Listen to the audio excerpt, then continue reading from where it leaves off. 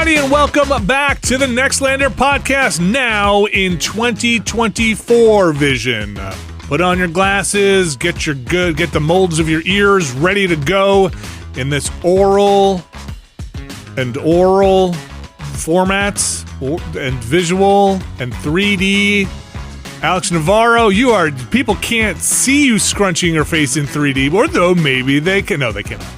No, they can't. No, but you can see it in the highest definition I can possibly deliver on this app. It's pretty high. How are you? Happy 2024. Happy 2024 to you. I'm here. It's great to see you guys. I'm adhering to my one resolution, which is drink more water. Oh, good for you. Hey, are you drinking out of that Zojirushi stainless steel tumbler? Yes, as a matter of fact, I am, and Fantastic. They have not sponsored this podcast, so we probably shouldn't be doing that, but okay. Zojirushi, still a fine product, and still, that's the one I'm drinking out of also. Good because cup. It's a hell of a tumbler. It's very good cup. I have to salute you for setting the bar low, the resolutions. Or, let's say setting the bar attainably. I believe in clearing the lowest bar possible whenever possible, and that felt like a clearable bar. That's drinking. Hey, something everybody can and should do. Yeah. Brad Shoemaker, happy 2024. Thank you. I am here in the new year with one question, which is, if this podcast were administered orally, what would it taste like? What would it taste like? It would taste like Garbage Pail Kids bubblegum. Huh. Yeah. Okay. Yeah. Highly specific? Yeah, that's what I think it would taste like. It's the Garbage Pail Kids bubblegum that's been left out for, let's just say, about 20 years. 25 years, I'm going to tell you right now, sitting about 30 feet away from the pile of boxes of my childhood possessions. Yeah. Mm-hmm. There is almost certainly some unchewed Garbage Pail Kids bubblegum in one of those boxes. You could probably still eat it. This sounds like a taste test stream. I mean now. I mean at some point. I never chewed the gum. I don't know about you. I was never. If the you thing don't chew that gum. You break that gum into pieces. That gum is basically fiberglass.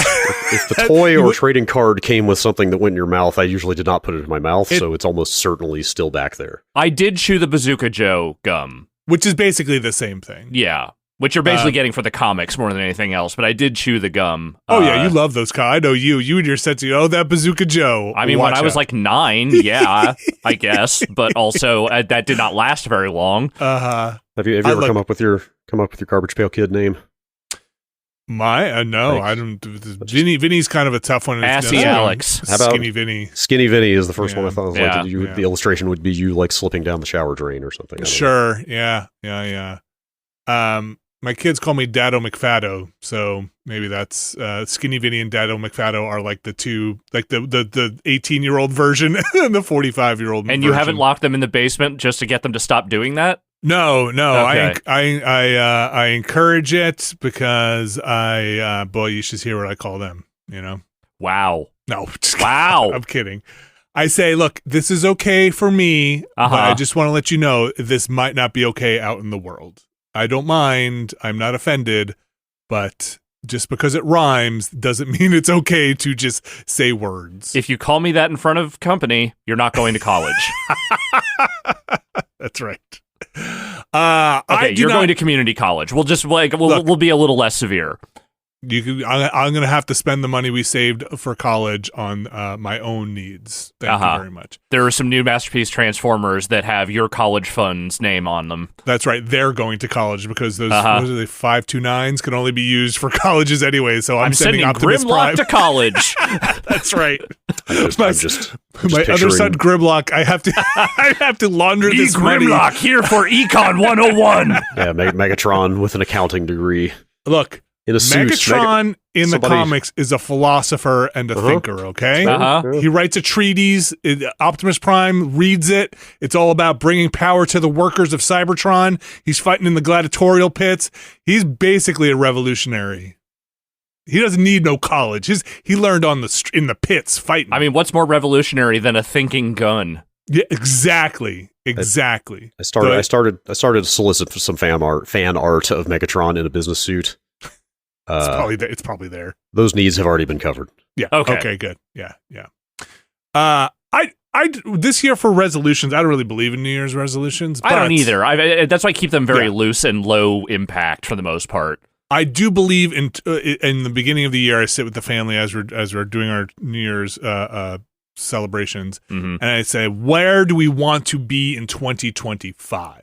Because I feel like having a resolution is just a setup for not meeting something. But if you have a goal of like, where do we want to be in 2025?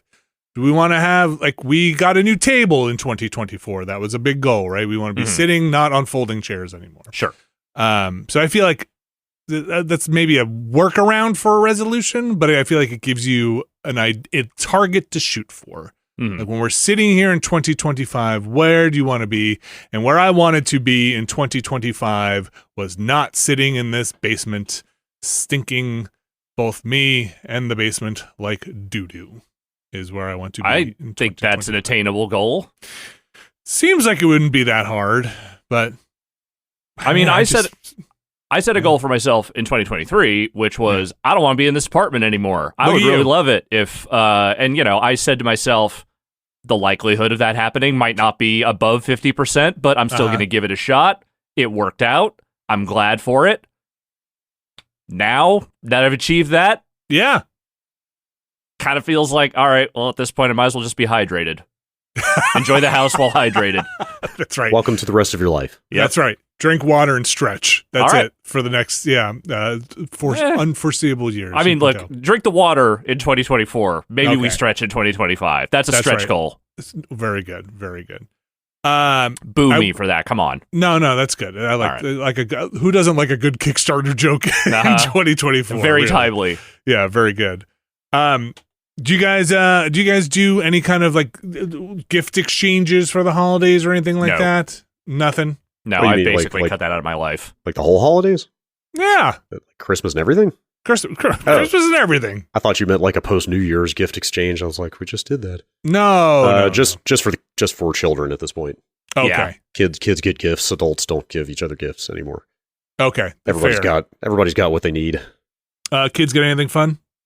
A lot of video games. Yeah? A lot of video games.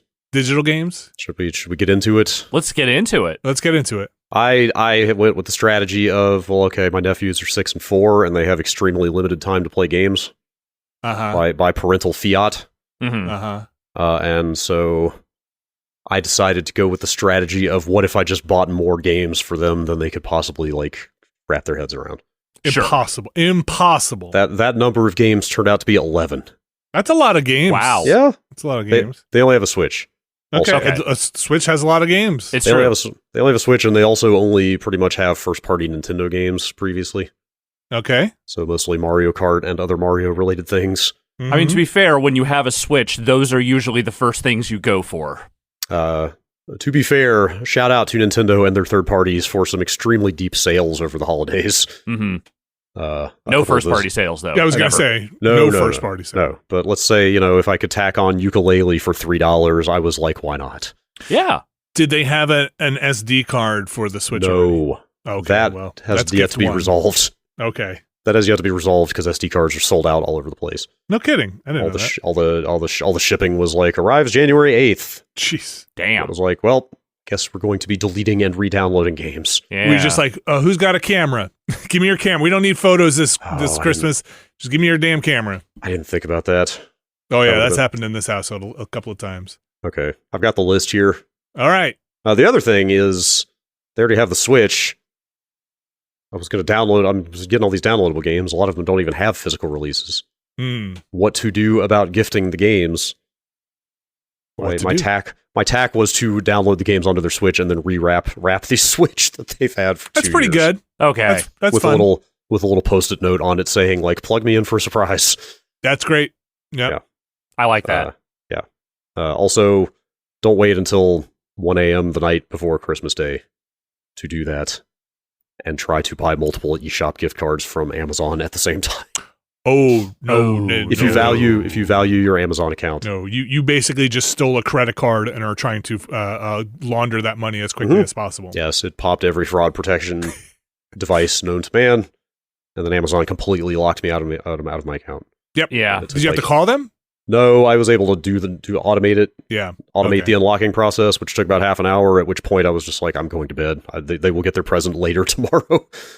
But also once I finally got back in, like they had purged all my addresses were gone, all the payment methods were gone, like they had removed everything from the account. That feels unnecessary. Just because I tried to buy 2 eShop gift cards in the same transaction. I assume they probably thought somebody had gotten into your account and was now trying to just buy themselves gift cards with a credit card on file. So I'm sure it's some nuclear option. Yes, obviously, gift cards are a huge vector for fraud. Yeah. So it's not surprising, I guess, but also, like, I told the credit card when I bought them, like, yes, that's me, I'm buying them. Credit card was cool with it. Yeah. Amazon still was not. Anyway. Yeah. Also, Amazon I stopped buying gift cards on Amazon a little bit ago. Mostly because that was the first thing that happened to me, was that, like, you can't do it. And, like, usually when I'm buying gift cards, I'm buying a couple at a time because it's like, oh, what am I buying my parents? What am I going to buy? I'm just going to buy them all at the same time, right? I'm going to do this thing. And that happened to me. Second, their selection usually isn't that great in terms of denominations. They usually have like sometimes they don't have the $50 one, or they're missing like the $100 one. Like they'll have like the $25 one and a $75 one. And it's like, oh, what's going on here? Third, sometimes they don't have the digital one. So they'll just like, we'll send you a physical card and be like, what the hell are you talking about, man? I don't want a physical. I'm just going to send a code. Like, let me do this. So like they didn't have, I was looking to buy Steam gift cards and they don't have the digital ones. You just had the physical ones. So that was also weird.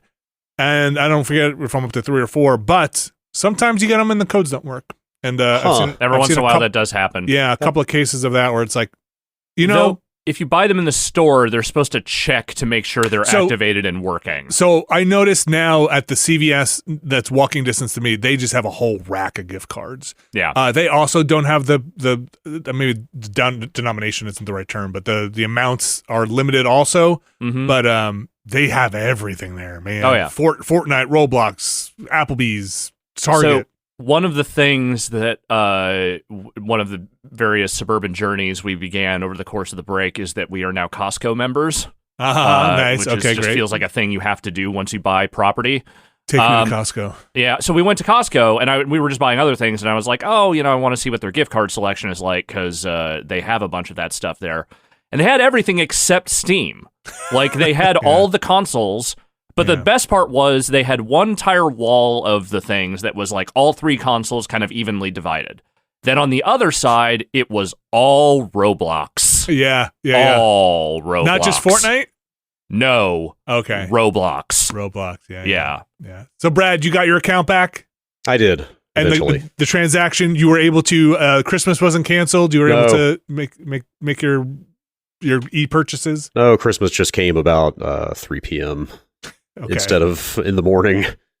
I have this list of games here if you want to hear them. I do want to hear them. Rate my selection. Yeah. By all means. For again, 6 and 4-year-old boys who have only played Nintendo first-party games. Got it. Lego Star Wars. Good. Untitled Goose Game. Good. Sure. Trombone Champ. Absolutely. I think you could probably see what I am playing toward here. Mm-hmm. Bluey the video game. Okay. Never played it, but I like Bluey a lot. Big Bluey fans. Who's not? That game seems cool. It was an immediate introduction to, like, wow, they can just sort of, like, shove these things out there, because, like, 5 minutes into the game, one of us fell through the world, and then the game crashed. Okay, that's a shame for Bluey. It had some issues. I was like, the bar is probably pretty low for a child-oriented software. I'm going to guess. Sure. Let me pull the list back up. Ball for the biscuit, Bluey. That's my dad's. I've never seen Bluey before. Yeah, Bluey's great. Bluey seems all right. We love Katamari Reroll. Sure. Absolutely. Largely for the father in the family, the Street Fighter 30th Anniversary Collection. Okay. And that one definitely stands out. And the Capcom Beat 'em Up Collection. Okay. I mean, I ran him by, he was like, oh yeah, I love those games. We'll play those. And those are games that, like, in a year or two, both of them will probably be able to at least play each other pretty effectively. Yes. They had played some of that Power Rangers fighting game that came out years ago. Oh, that one that was, like, weirdly not bad? Yeah. Yes. Yeah. I watched them play it. I was like, oh man, this is like actually kind of a decent tag fighter. Like, so anyway, yes, like stealth intro to fighting games. Mega Man 11. Sure. Okay. because they do 2D okay. All right. And then in the these are too cheap to pass up block, we have the Gardens Between. Okay. I don't know what that is. Ukulele. Uh-huh. And Inside, which I showed to the parents, and they were like, maybe not now. Like, maybe they're a little young for that. One day. But it was $2, and I love Inside, and I couldn't help myself, so I bought it anyway. And I was like, you know what? You don't have to download it for them right now. They can I mean, how young is too young to learn about joining the blob? Yeah, you're right. I don't know what age that would have been appropriate for me to learn about. They're 6 and 3, right, Brad? Yeah. 4, 6 and 4. 6 and 4. Okay, I would say around 9 or 10. The blob. Yeah. It was $2. Yeah. It was 90% off. I could not resist. You're future-proofing, basically. Yes. Did you wind up, aside from Inside and maybe the Capcom stuff, did you wind up booting up everything? Not everything, because we didn't have enough space. So it was a bit of deleting things, and the Lego Star Wars, enormous hit. Oh, big hit. Okay, I believe it. Just rabid about it. And did they have already 4 Joy-Cons? Yes, they exclusively play in like single Joy-Con mode. Oh, interesting. That's how each person is assigned a controller. I think that's another one of those limiting mechanisms. You know, it's like, here's your controller. This is how you're going to play for now. Okay.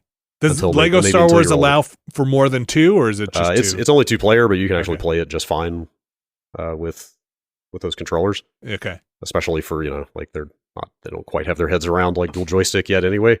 Okay. The game weirdly though is like a baby's first third-person shooter, actually. Sure. I forgot it. Yeah. I didn't play. It's the Skywalker Saga is the one. That's 4, 5, and 6. It's the most. No, it's like all 9. Oh. It's the most recent one that just came out like a year and change ago. Oh, all the Skywalkers. Mm-hmm. Yes, but I always think of the Lego games as just like run around and mindlessly like bash stuff and pick up Lego studs or whatever. Mm-hmm. That game is a ton of third-person like over the shoulder shooting. So. I think they may have gotten the taste for shooting guns in video games now, thanks to me. I mean, Star Wars has always been at the vanguard of making laser sounds pretty cool. You know, like shooting laser guns sounds pretty good and feels pretty good. Yeah, I swear to God, every single game we played, and we also played like a dozen games on the Xbox over the weekend. Every single game we sat down and played, the first thing out of the 4-year-old's mouth in very small child voice was, "How do you kill?" Nice. Mm-hmm. Nice. Like, literally just asking, like, what button to kill. The bloodlust. And also, he turned out to be a stone cold killer and shooting people. Like, went from being able to barely work the stick to literally shooting people's heads off in the space of an afternoon. In Lego Star Wars. I mean, how adamant are their parents about non-violence in the home? I think that one is like cartoonish enough that I think it's fine. Okay. Their dad was loving it. Because like my stepsister is real adamant about that stuff to the point where like no toys that are in any way mapped after weapons. Like there's no video games really in the house. I mean, granted, they're I think 5 and 3, so I mean there wouldn't be a whole lot of reason for that. But still, it's just like she's real adamant that like that's no good, and like I'm perfectly willing to adhere to whatever she wants as far as gifts for the kids and things like that, but. I don't know how stringent people are about that sort of stuff these days, because I know I was getting toy guns all the fucking time when I was a kid. Yeah, they were the same way until recently, and I think that ship is in the process of sailing, because I don't think you can hold it back forever. No, you can't. I think once they're in first grade, it's out of your hands. Uh-huh. We're now in our household transitioning from the shooting of aliens to sometimes the shooting of humans in video games. We had a pretty strict, like Halo-esque. These are mostly aliens that are different forms of that, and now occasionally a game where it's like, okay, no, those are just humans. When you get down right to it, aren't you just saying it's okay to kill one kind of sapient being but not another? Yes, I am. Invasion You're a space racist. An invasion of a covenant. I'm gonna say. Those little fuckers, those little grunts deserved it. Okay, all right. Vinny Caravella is the space racist in the year 3000. All right, here we go. Don't give me your Halo 2 apologist for the Covenant. They were all conquered and absorbed into the collective there. No, those fuckers are on. Can't trust no being what made a gas. Not you, Gleep Glop. You're one of the good ones. That's right. He's my friend. Yeah, I don't. It's tough. I know. I'm just giving you shit. I know what you mean. It's very hard to draw that line and figure out like what's appropriate and what's not in a culture that is very widely accepting of gun violence in a lot of different ways in media and otherwise. Also in video games, as Brad, I'm sure you would figure out going through that list, kind of hard to find games where you're not killing something. Like where you're just actually... Harvest Moon. You're not killing anything. Like I said, even Lego Star Wars, way more direct killing than I remembered. But, they've they've got Goose Game. Did not get a chance to play that one. Trombone Champ. I think at first they were like, what is this? As soon as they heard it, though. They got the joy. That game, I think, they understood. I think that game will be some family fun. Also, did you know that game is multiplayer? Yes. It goes up to 4 players. I think they added that at some point. So, especially... And it's actually pretty great on the Switch with the motion controls, because I'm sure you can envision exactly how you play that game with the motion controller. Absolutely. So 4 people just going nuts with motion-controlled trombone nonsense was a hit, let's say. It's a really good, stupid game. Yes. Sadly, we only played like a third of these games. We didn't have a ton of time. So let's say I and their dad may have hogged Street Fighter for a bit. Okay. Which they found boring. Sure. But I think it was just because they weren't playing. Right. As soon as they saw fireballs and like Blanca turning electric coming out, they seemed intrigued. So. Blanca is the entryway, I feel like, for a lot of younger kids in when it comes to fighting games and Street Fighter in particular. Yep. Blanca will kill those guys. Yeah. Blanca has no problem. How do you kill? Very carefully. You tap A lot very just quickly. Mash that button and make the electricity come out. That's where, don't worry. Blanca now just hold the back button for 3 seconds, then press this, and you will turn into a cool fucking ball of death. That's right. Did you try Mega Man? No, we did not get around to Mega Man 11. That could be frustrating. Yeah, I think so. Well, 11's not so bad. Is it? Okay. I picked that one because it looks modern. It's actual 3D graphics. It's not one of the like faux. Yeah, that was retro. The last one they made. Yeah, that's the full on 3D one that was quite well received. Like that game is challenging, but it is not the abject fucker that 9 and 10 were. Yeah, like they're doing side scrolling stuff. Like they love Mario Wonder. Yeah. And they played some Alien Hominid on my Xbox at one point and loved that, despite getting worked constantly because that game's actually really hard. Kids are resilient. Yes, Mega Man is something they will grow into. I'm confident. Yeah, kids are resilient, and that's the thing I constantly have to remind myself is that I was like 7, and I was getting my ass kicked in like Punch-Out and fucking Kung Fu and the Mario Brothers, early Mario Brothers games and stuff, but I kept going because that was the point, is that a kid will figure out at some point, it's like, well, just because this is hard doesn't mean I can't do it. I'm just going to keep doing it because this is fun. And eventually they'll just figure it out and get good at it. There is a very weird thing, and this is obviously we're now way past this point. But for me, as a pinpoint in society, Vinny Caravella right here, there is a very strange thing of like my son being able to pass the controller to me and be like, "Dad, can you get me past this part in a game?" Where I feel like growing up, that was not a thing. That was impossible. Right. There was maybe a part of like, Dad, can you help me change the oil on the car? Or Dad, can you help me? Like, I'm having trouble with this belt tightening on the car, but not, can you get past this boss in Metroid? Don't even get me started on the family gathering I went to where like all the kids in the family who were born around when I came of age. So like when I was like 18 to 21-ish, those kids are all adults now. Yeah. And we were talking games.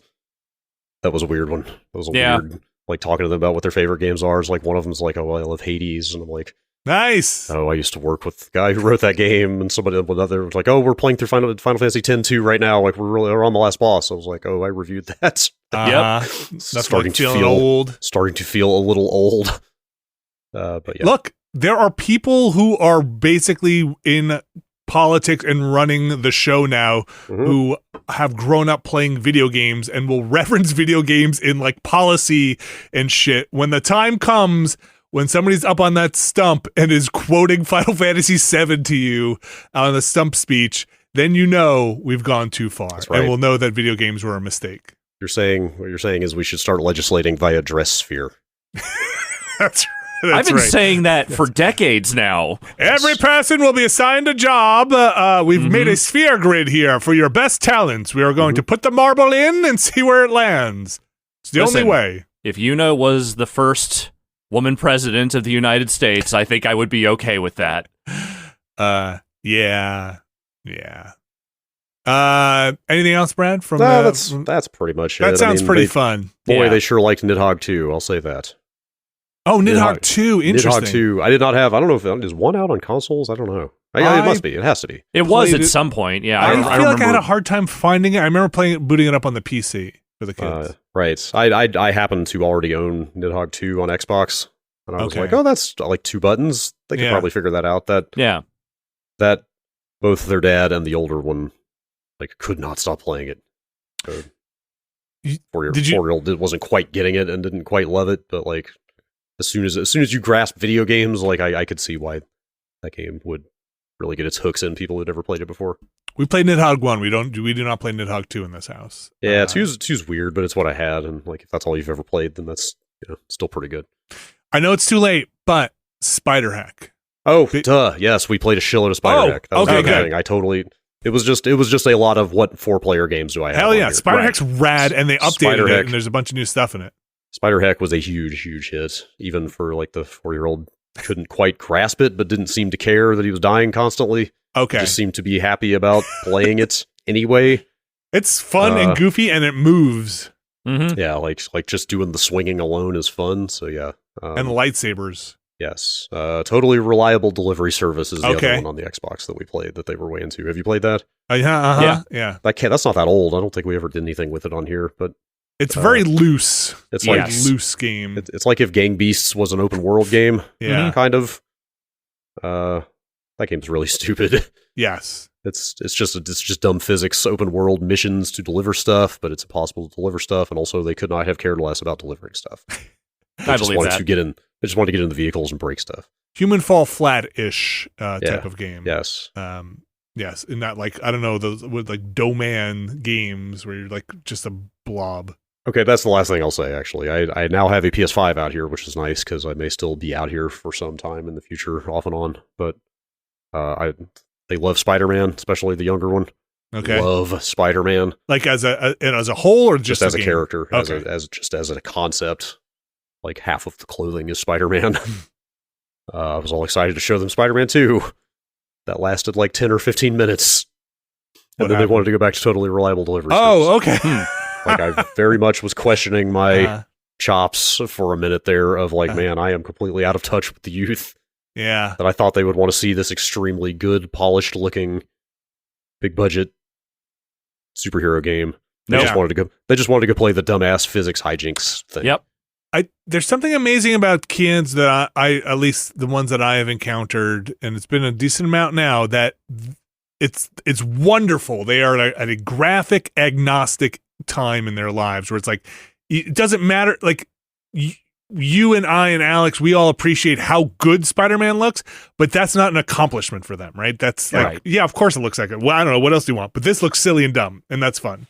There's no timeline. There's no timeline from really bad looking game to really good looking game, because they all just look good. Right. If you want them to. And they've been introduced to video games at a time when that's just the standard. Not like us who've gone decades watching each iteration of graphics get better and be like, well, actually, no, you don't understand. 2 generations ago, this level of fidelity was not... they don't give a fuck because it's everything's just a choice. Yeah, that game looks like a high-res PS1 game, basically, and they could not have cared less. The delivery service game. Yes. I was disappointed for about 5 seconds they didn't want to see Spider-Man, and then I was like, they're gravitating toward the thing that is improvisational, that encourages them to just experiment and the sandboxy stuff to do on their own, right? And I was like, that's probably actually the right decision. And then I was like, oh, these big budget cinematic games are for adults. Well, I can see why it kind of hit me. It was I can see why kids maybe wouldn't care about this so much. You have now opened the door that the Roblox people opened many years ago, and have also came to the same conclusion. The kids, they don't care about the Spider-Man graphics. Nope. They just want to play the dumb farty stuff. Mm-hmm. Now, how do you monetize that? Roblox. They no longer want pictures of Spider-Man. Nice. You just reminded me I should just call up their parents and preemptively say no Roblox. Just don't. You should say be warned.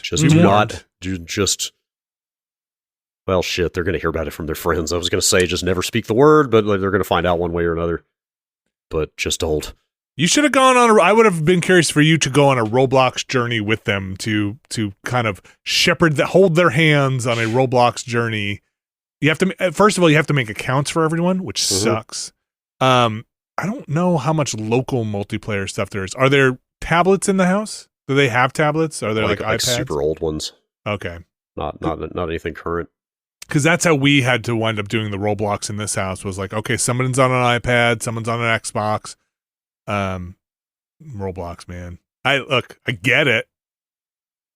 What do you got? Yeah. I don't think I'm brave enough for Roblox. You might like it.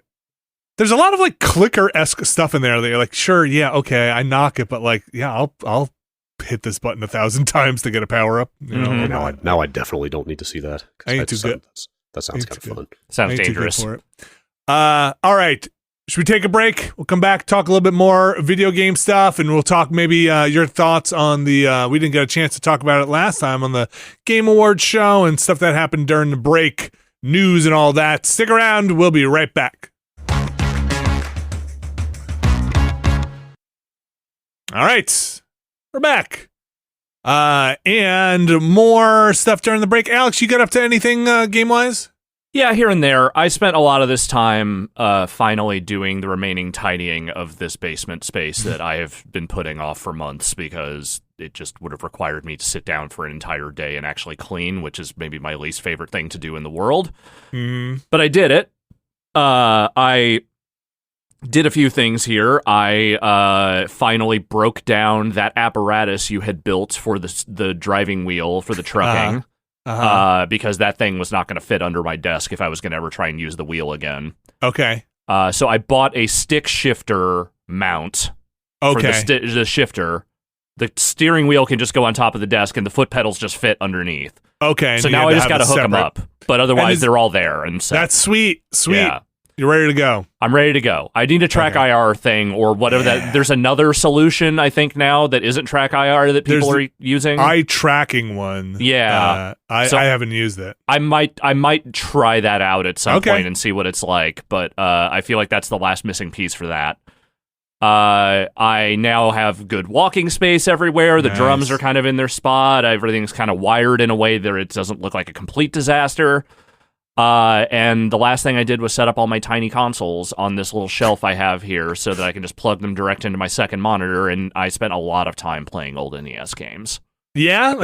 Give me like 3 you got into there. I spent a bunch of time playing Rad Racer for some reason, and I could not really tell you why, except that it had been on my mind for some reason. Okay. As like a game that I remembered playing a bunch at friends' house when I was younger, but it was just one I never owned. Mm-hmm. And I sat there and I was like, fuck it. This is the time for Rad Racer. And that game's all right. It's maybe not. Maybe I had made it a little bigger in my memory than it actually was. It's just it's a pretty okay racing game. That's fine. Did you play it 3D? No, I did not. I assume the 3D mode is still in there. I think so. I don't. I just booted it up and played for a couple of hours and just tried to get decently good at it. I'm not that good at it. And then I bopped around a bunch. I spent a bunch of time playing like old game show adaptations for the NES. Like I played the remote control game for a while. Yeah, I'm sure all the questions have aged really well. I mean, other than sort of like the kind of the time sort of like shitty fat jokes about celebrities and things like that, it's not that bad. Oh, I just even meant more of like, boy, you have to have some old 80s and 90s knowledge to get and look, man, that's all I've got rolling around in this noggin. I don't really have much else other than that. So, yes, I did pretty well at remote control. I did slightly less good at Jeopardy. Of course, I did well at Wheel of Fortune because that's the easiest game show in the world. Short of, just literally like, the fucking, what was it? What was the one with the briefcases where you were just like, I want that briefcase. And then like the banker, Deal or No Deal, the Howie Mandel show. That's the easiest show in the world because you don't do anything. I don't even know how you play that. You just pick numbers. And hope that one of them doesn't have the number you want inside the briefcase. That's like a fairly modern. That's like a post. That was like it's Vinny. Yeah. I reviewed Deal or No Deal games at GameSpot. Oh, come on, man. It's been almost 20 years. I was going to say post Who Wants to Be a Millionaire. Post. Yes, it was in that vein. Yes, definitely. Like when America just started importing all its game shows from the UK. Yeah. And then I tried to play a couple of games that were like ones that I remembered vexing me as a child. Like I booted up the Who Framed Roger Rabbit game, which is a nightmare to get through. Yes, that's a weird game. It's very weird. It's very disjointed. It doesn't make, like, nothing you do in it makes a lot of sense. But I remember renting it like a half dozen times because I was determined to like it because I loved Who Framed Roger Rabbit so much. Yeah. And that never worked. And let me tell you right now, even with a guide up, it still isn't very good. Sure. But yeah, I mean, it was just an excuse to finally sit down and be like, I've had these consoles. I fucking already flashed them with a million games. So why don't I just sit there and actually play them? And that was fun. You know, that was just like a nice couple of afternoons of just digging into some old retro shit. Enjoy your now cleaned space to like relax and play some cleaner games. Is what I will say. Much cleaner. Space. You know, like a beanbag chair, a bowl of popcorn, go play some Who Framed Roger Rabbit. Yeah, it's good stuff. Sounds like a great break. Yeah, it was a good time. And, you know, I mean, I caught up on the last couple of games for my list this year that I wanted to kind of dig into some more or finish. And I did. So that stuff is all pretty much white. I played more Forza than I thought I was going to over the break. I like that game, I think, more than I maybe actually gave it credit for at the you know, kind of when it came out. It's not that it's that different. It's just that it hit me the right way this year, and also maybe is still probably the most successful thing that Microsoft put out this year. But yeah, I don't know. For some reason I was just like, I'm going to drive these cars for a while because I don't want to think. The only thing I want to think about is, do I need to hit the e-brake or not? That racing wheel won't work on the Xbox, right? No, it's a PlayStation wheel. It will work on PC, but it won't work on the Xbox. I think they had those adapters that are now banned. Didn't we talk about that on one of the news things? I think so, yeah. Yeah, where they're like going to not work anymore. That's a bummer because that's a nice racing wheel. No, it is, and that's the thing is I'm not going to use it on Xbox for the most part. That's fine. Yeah. I can live with that. But you know what? It might work if I downloaded the PC version of Forza. On the PC board version of Forza, yeah. Yeah. Definitely. Should do that. I should probably do that at some point. Should do that. But yeah, my break was a lot of that, and then also I just sat around listening to a lot of like late 90s, early 2000s indie bands for some reason. It's mostly the fault of this dude Keegan I know from Twitter. He's in this band called Camp Trash. He spent a lot of this break talking about this band, The Dismemberment Plan, that I used to listen to a lot. Oh yeah. And I was like, okay, if we're doing the indie rock is coming back thing, I can maybe get behind that, but also I kind of want to go back to some of that stuff and like, is this actually good? And you know what? Surprising a number of those bands and those albums, that stuff is still pretty fucking good. Still good. Still good. That sounds like a fun break. I spent today just listening to a bunch of Dismemberment Plan again, and I don't know. It's just like, I don't know. Like, I don't know that there needs to be a new wave of that stuff or anything, but those albums are still pretty good. When you listen, are you like headphones or speakers? Today was speakers. Depends on my mood. Okay. You know, I've got those studio monitors here. They're pretty good. You're not the number one purpose of a house is to play whatever you want as loud as you want. Totally. Especially if I'm 2 floors away from my partner where she works. So you're not sitting in one of those like big chairs with the big egg headphones on and just kind of. I could see myself becoming one of those guys, and I'm trying not to. Okay. I'm not trying to buy obscure directional speakers that were made exclusively in 1986 because they have the rated best sound by the guys on this forum. That's not the way I want to live my life. I'm not Rob Zachney, but I could be. And I'm trying to stop that from happening at every turn. Fair. Just for the sake of my bank account. Anything else, Alex? That's basically it. I mean, you'll find out a little bit more about that stuff, I guess, when I post my top 10 list. I assume we're all still posting our top 10 list at some point, right? Trying to get it done. I'm working on it. I started writing it today, so it should be done soon. I've got a couple of things. It was good. The break was a good chance. There were some things I couldn't get to during the year, and I was able to touch some of it during the break. One of them was Beat Saber. So we did that virtual reality stream. I think it was the week before we went out. Yeah. And I was like, man, there is stuff for PSVR 2 I should go check it out. And we played a bunch of stuff. And one of the things that came out this year for PSVR 2 was Beat Saber. Had been out for a while, but I had never played it. That game is awesome. Oh, people have said it was awesome. I don't think I realized how awesome it is. There's a reason they keep throwing that game into new VR commercials, because despite its age, it is still probably one of the most specifically enjoyable things you can do in VR right now. Yeah, I didn't it start on Oculus, I think? I don't think it was ever... I think that's right. I don't know if it was ever exclusive or not. I mean, obviously it's not now, but like I would say that game has probably the reputation of being the closest thing to a VR killer app that there is so far in terms of just a broad appeal kind of thing. I mean, it's not quite there, but yeah, people love that thing. I wish there were more songs for it. Like there are quite a number, but yeah, there are quite a number. But it's like some songs, and for me, some styles of songs work better than others. Like the Queen pack in it is great, and I went through a lot of that. But I don't think it's as fun to play as some of the more techno and kind of electronic music in it. It's just such a well-made atmospheric thing. Yeah, it's high-energy electronica feels like the thing that game was made for. But you can make just about any other kind of music work if you're really dedicated to it. My favorite song in it was the who are the high hopes for the living people? That Panic at the Disco, Fall Out Boy. Or no, you're right. That is Panic at the Disco. They do a Greatest Showman song in it, and I think that's my favorite song in the thing to play. It has that 360 VR mode in it. It's fun. And the family likes the Greatest Showman soundtrack. The kids all tried it. My son tried it. He was able to do it. It was like it's like kind of a workout. You're moving. Yeah. Do you have to rearrange furniture to play this game? I mean, obviously, you've got a different room, but okay. So I bought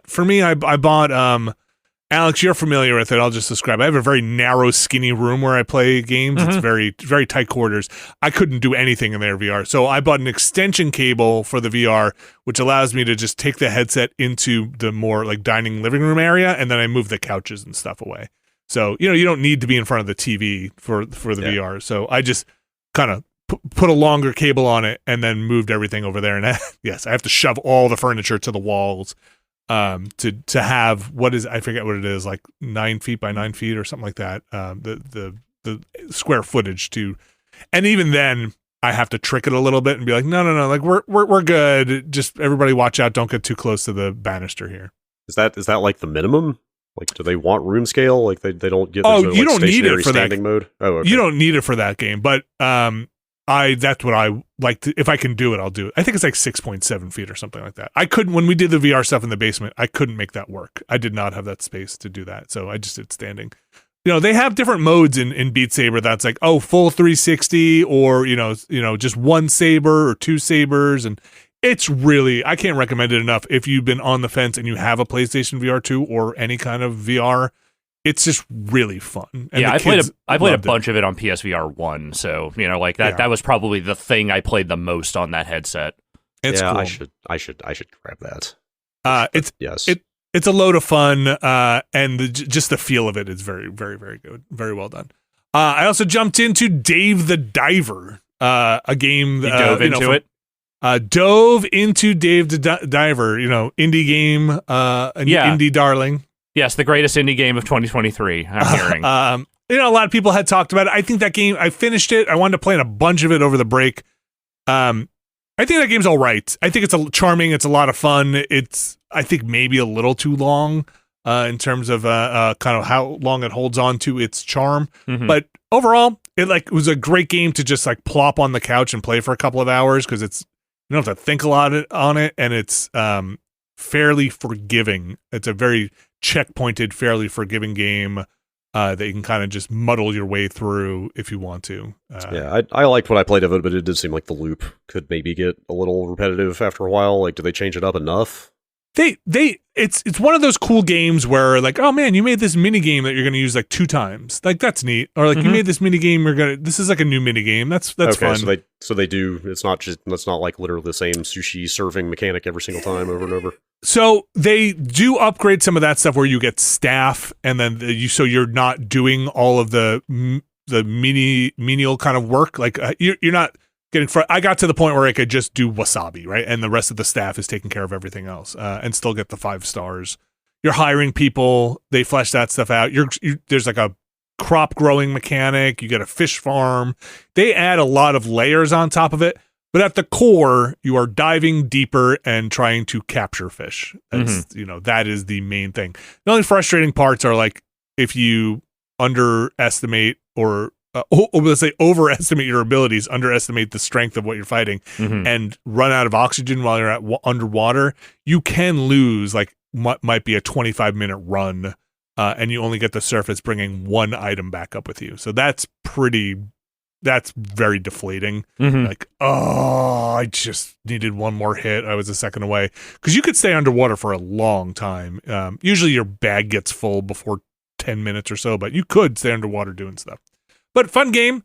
I see why people really, really enjoyed it. When I was playing it and after I beat it, I was like, would this have changed my mind during our like top 10 stuff or our Game of the Year stuff? I don't think so. I don't think it would have. Like, is it going to make my top 10? I'm not sure, but it'll probably get an honorable mention on there. Fun game, though. The other one that I think might, and I'm still on my way through it, might or would have changed something, it's Sea of Stars. That game's awesome. That's another one that became highly recommended from a lot of people. It is to just kind of put it in a bucket, a mana-like game, a secret of mana, if you will. I thought it was more of a... Is it turn-based? It is turn-based in the combat. Okay. Which one is Secret turn-based? No, it's more of a Zelda. It's like an action, like a direct control hack and slash. Okay. It's more like Chrono Trigger-esque, probably. Maybe then. That was my impression of it. So it is turn-based in the combat. Okay.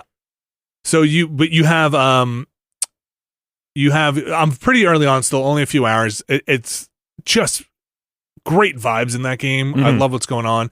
The combat's also cool where it's got some of that I don't know where this first started, but it's like the Mario RPG games where you have to like hit the button at the right time when you're doing an action. It's got that in it. So it kind of keeps you kind of keep the action kind of nimble where you're not just like jamming on the button to get through. There's also this kind of the enemies can have a defense, and each of your characters has a type of attack that can break through their defense. So say an enemy has like 2 swords on them. Again, I'm still early on, but 2 swords, and if you don't break those 2 swords on top of their head, those icons, by the time they attack, they'll do a special attack.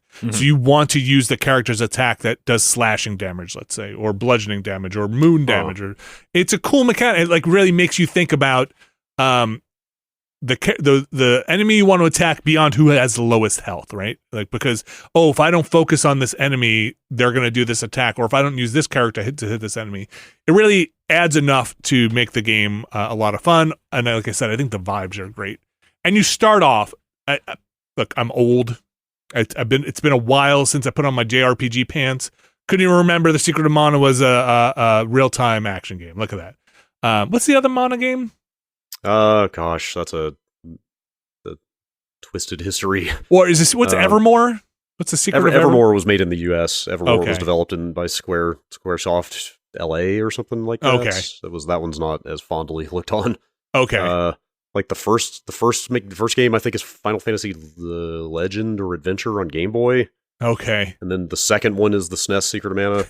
The third one never came out here until like very recently, the last few years. Oh, right, yes. Yeah. Okay. So I do remember that announcement.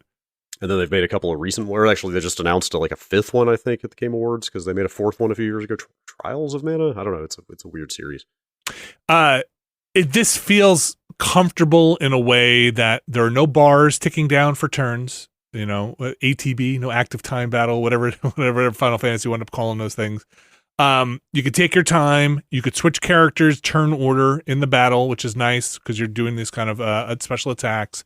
They give you 2 relics at the start of the game. One makes the game harder. One makes the game easier. And like, turn them on if you want. Like, do what you want to do. Like, I think that's great. It made me be like, I think this could be my kid's first big RPG or JRPG. Like this, and there's a part in the game where I was like, oh man, they're going to make this character turn out to be the enemy.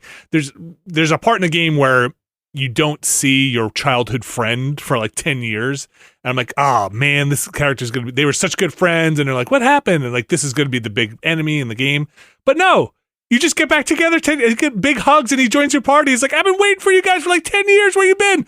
I'll be your cook. This is awesome. Let's go adventure together. I'm like, this is what I wanted. This is great. These are the good vibes that I wanted from this game. Sea of Stars, really enjoying it. I just want to play more of it. I'm curious to see where it goes. Again, I'm still pretty early on in the game, but I'm really, really enjoying it. What are you playing it on? Seems like a good portable game.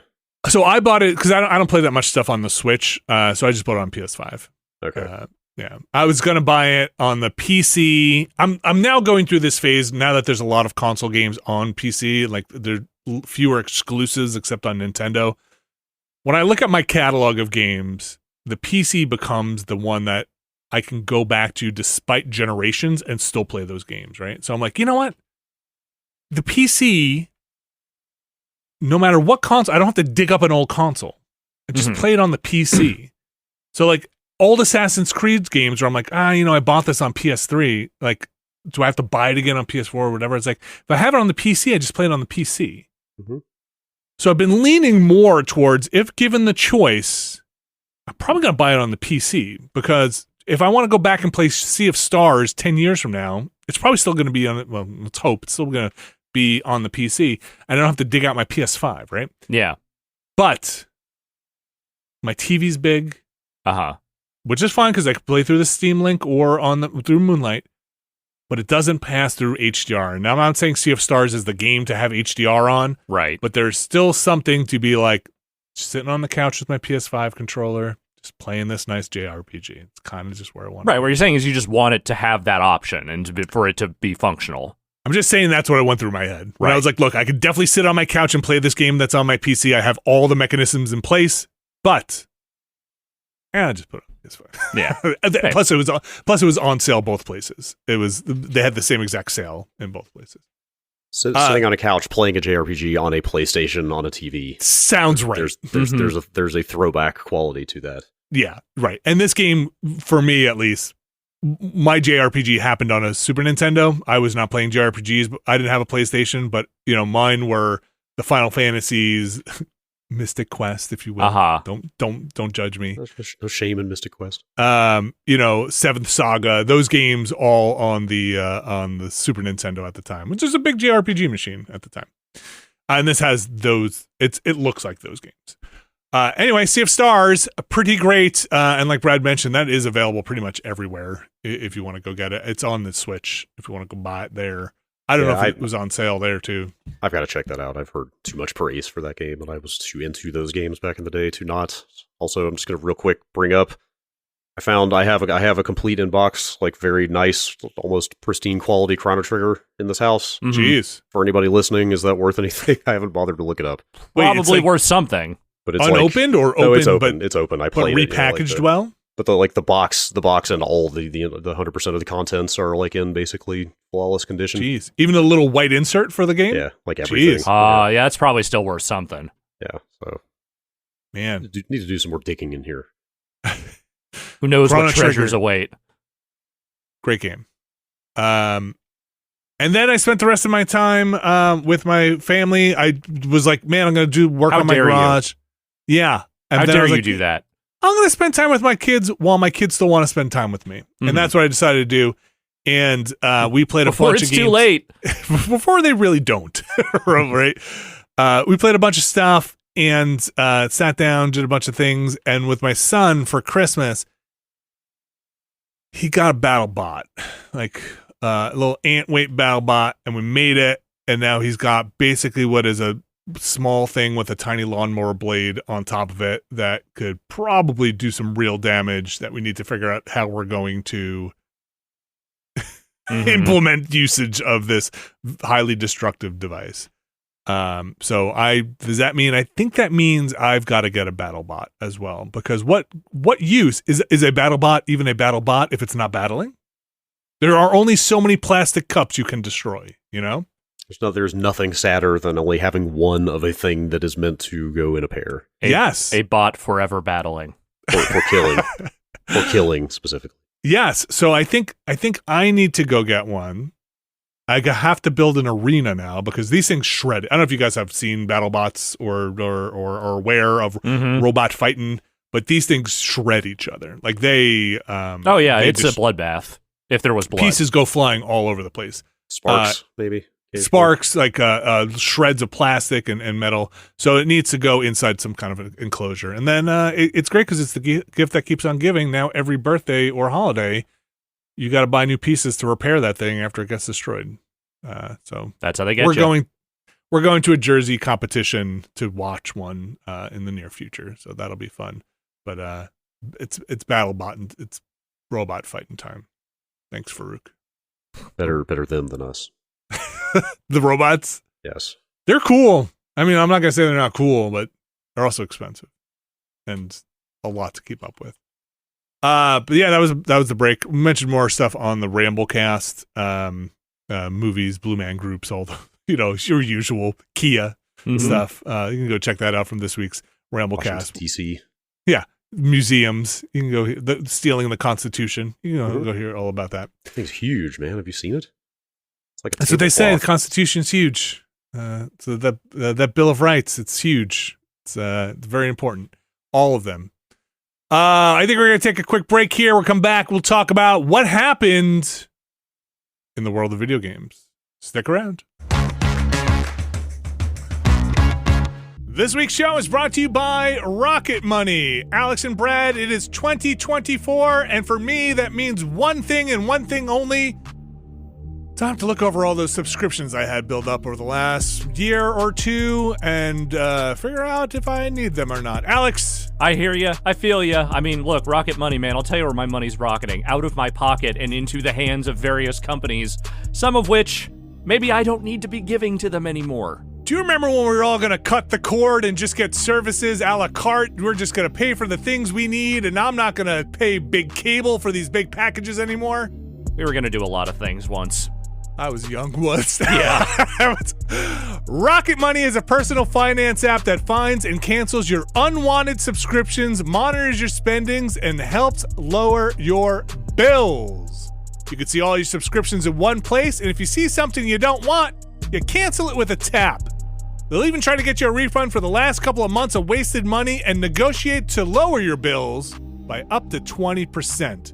All you have to do is take a picture of your bill, and Rocket Money takes care of the rest. Rocket Money has over 5 million users and has helped save its members an average of $720 a year. $720. Tony Hawk would have trouble spinning that many times in a row. Nice. Good Thank stuff. You got there before I did.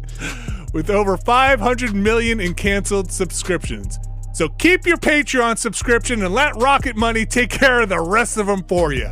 Stop wasting money on things you don't use. Cancel your unwanted subscriptions by going to rocketmoney.com/Nextlander. That's rocketmoney.com/Nextlander. rocketmoney.com/Nextlander. Thanks, Rocket Money. Okay, we are back. And before we get too started on some of the news of the video game world and et cetera, you guys kind of missed the opportunity to share any of your immediate reactions, let's say, to the Game Awards show. Some folks kind of wanted to hear what you had to say. Anything that stuck out? I was so ready. I watched that thing live. I had like a list made. Mm-hmm. I was all ready to go, and then got a phone call like 5 minutes before we were supposed to start recording, and had to bail. But yes, should we just talk about like some of the stuff that caught our attention? I think so. We don't have to do a whole recap. I'm just curious personally for you, anything that stood out, or the show in general, or etc. What happened? Well, clearly this Sega quintuple announcement was the most bananas thing. That was a weird one. What in the world? Like, not in a bad way, but in very much like okay, so that's your direction now. All right. Yeah, I'm not like immediately ready to get excited about it. They basically announced remakes or sequels or whatever for like 5 very hallowed Sega franchises. Sega all at once. Is Crazy Taxi really hallowed? Yeah, hell yeah, man. It's good. Yeah. I think Crazy Taxi is a good Sega mascot for that generation. That Offspring song comes on and you're in it.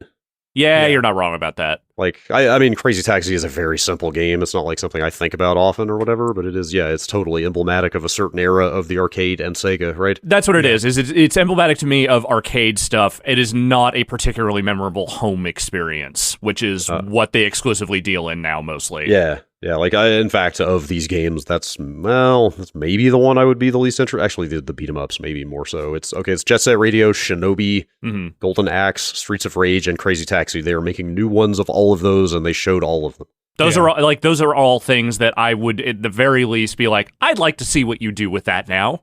Yeah, like, I'd say, like, Jet Set Radio looks really good. It just looks like a good, modern-looking one of those. Mm-hmm. Or, follow up to that. Not one of those. It is that. It is Jet Set Radio present now, because I think that original game did take place in 2024. Huh, interesting. It's just nice to see that game in some nice high fidelity. And that Shinobi game looks awesome, because it's 2D and, like, actual hand-drawn looking art, from what I can tell. It looks very Mark of the Ninja-esque to me. Well, I mean, you're now a ninja expert on account of all the movies we watch, so you would know. Of course. I would know, yes. That Shinobi game looks awesome. The Golden Axe and Streets of Rage, like, I guess beat-em-ups can be cool in 2024 now. But depends how you do it. That remains to be seen. Like, they're going to need to, like, embellish those somehow to make them modern and cool. I mean, to be fair, that last Streets of Rage game was good. Yeah, fair. These, let's see, is actually... So Golden Axe is definitely a third-person, full-on 3D game. Is Streets of Rage also that's... So yes. I want to say when I was talking with Patrick on the podcast, I think he might have mentioned that some of these could be proof-of-concept videos that are used to hire people and to kind of bring people in to develop these. Mm-hmm. Might not be indicative. I don't want to be misquoting Patrick, and I definitely don't want to attribute it to him if he didn't say it, but I don't know how we should far take along these are. That these are like, this is what it'll be, and but it's still a wild thing to be like, this is my Game Awards announcement, is here's these games that all you old heads remember, but don't remember the last time we tried to bring these things back in like PS2 era, because those weren't very good, but we're doing it for reals this time. Right. And these kind of look, well, maybe not in every case, but in some cases more true to the originals. Yeah. The bold energy they have in that whole trailer it's very confident. Sega believes in itself again. Like, it's definitely I shouldn't say cynical, but it's definitely a nostalgia play. For sure. But it seems like an effective one. It seems like they're doing a good job with it. Like, any and all of these could be cool. Like, even that Crazy Taxi, like, when you see it, like, it looks very good, like, it looks like a modern, high-quality looking racing game. Like, nice fidelity, nice cars. I mean, they're in luck, because I'm at the exact age where a nostalgia play hits me at the exact right spot. So by all means, bring it to me. Give me my slop. Let's do it. I feel better about that, because millennials are now starting to move into that same territory, and there are way more of them than there are of us. Yeah. So I feel like we are now in good company, where, like, even the people younger than us are starting to get nostalgic for stuff from 20 years ago. Technically, I am a millennial. You're an old millennial. I'm on the cusp. Yeah, look, I'm a young Gen Xer, okay? Mm-hmm. So you're an old millennial, I'm a young Gen Xer. We all just want the same thing. Good Look, Sega we're games. the dial-up internet generation. We're the micro generation. That's all it is. There aren't a lot of us out there. No. This trailer has the vibe of, like, starting basically with a thing. The text could have said, "We know what you idiots want. Mm-hmm. Here it is." Yeah. We're going to keep making those Yakuza games, because those are real good and people keep buying those. But also, now that you're buying some of our other games, what if we just made those old games that you remember now, and not, you don't just have to play them in the Yakuza arcades? But I think the difference being, like, not what if we did, like, we're doing it and you're going to love it. It's like a really confident step for them to be like, just a new direction for Sega. Hopefully this plays out and they don't fall flat. Hopefully, like, you know what? These were not good games. I think as long as they're not getting back into the hardware business, they're probably okay. I mean, like, they straight up, like, start this with the original, like, Sega, like, coming out of an arcade machine. Like, they're going for it. Like, any and all of these could have turned out to be not great, but I appreciate that they're trying. Yes. Yeah. And it's not just like and there's some commitment behind it. Yeah, this seems to be their direction for a bunch of their stuff going forward. Yes. Anything else pop out of you guys? We don't have to go through everything. Obviously, it's been a bit. Yeah, we covered some of the stuff in the Game of the Year, kind of most anticipated bits. Yeah. Like Light No Fire is probably like conceptually the most interesting thing in here to me. Yep. I can't remember how much we said about that there. It's specifically like, how are they doing the multiplayer? You know, right? Like, is it actually just going to be, can you stumble into anybody at any time on this planet that everybody shares? Because if so, that seems unprecedented. Yeah. The stuff I was interested in as far as the announcements went, I think we mostly covered on the Game of the Year podcast stuff. But I mean, look, the main reason I haven't said a lot about this show or what was going on with any of it is because I think I'm kind of tired of bagging on Keighley and that whole production. There's nothing new for me to say because it has the same problems every year, and it's just like, well, he's never going to change because this is the show he wants to make. Yeah, I will actually say the playing people off aggressively is a new problem. Yeah. Which, that one in particular very much just seems like a response to the Christopher Judge thing, which you could have just made a joke about that and moved on. I don't know if actually have to turn that into show policy to give people zero time to talk. It's like a double thing of the Christopher Judge thing, and also I think to some degree the wanting to minimize the possibility of, let's say, chucklehead streamers getting up there and doing dumb shit like they did when Elden Ring won. The problem is that the way that they are solving that problem is by continuing to push the people who are actually ostensibly the reason you're doing the show further and further to the sidelines so that your trailer schedule does not get interrupted. And again, that has been my problem with this show pretty much since its inception. It is not a problem that has gotten better. If anything, it has gotten worse. But again, my idea for what a Games Award show clearly does not line up with what Jeff Keighley's is. And I don't have the ear of the industry the way that he does, so I can't make my show. Yeah, we talked about this after it happened. There winds up being this, the reason these trailers are on there are because there are eyeballs on there, and the reason there are eyeballs on there might be because you have stars on there and more trailers on there, and you get the snowball effect.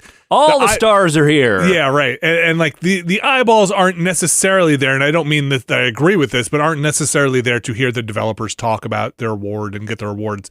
They're there because they want to see the next big trailer, or they want to see Matthew McConaughey out there, or the big eyeballs out there. So you wind up in this thing of do you need to separate the show out from something? Does it need to be teased apart? You're right, but also, that actually brings me to the one thing that actually maybe does make this seem worse than it has been in the past, is that Keighley is no longer restricted to just this platform for where he can get his sponsorship deals and trailers in front of people. The man has basically swallowed summer.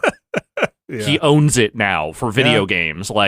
He is doing the opening night live at stuff at Gamescom. He basically has taken E3 and shoved it into his pocket and said, fuck it, it's mine now. Yeah.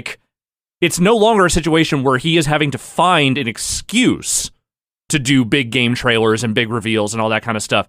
If anything, that's his domain now.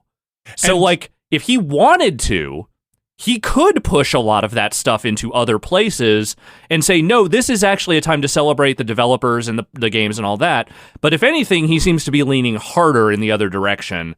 And that says to me, I will never like the things that he does because they are not what I want out of an award show. Yeah, that's possible. I mean, I'm in no way defending the format of that thing or any creative decisions he's made. But I guess I will say we don't know what the economics of putting that thing on are. I bet they suck ass. I'm sure it's a pretty expensive show to put on. Yeah. With the size of that theater having to rent out, and I'm sure Vinny can attest to how much production help or production staff would cost and stuff. I really don't know. It seems expensive, and they're trying to make a big deal out of it. There's a reason why award shows are award shows, right? I don't love award shows. I worked that DICE one. Remember that? What was that DICE one that GameSpot did that time? It's the tough. DICE Awards, yeah. I can't remember what year it was though. I'm pretty sure it was DICE.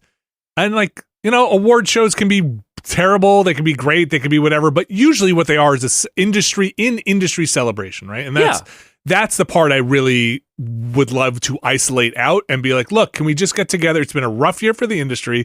Can we get together and honor the people who made the games?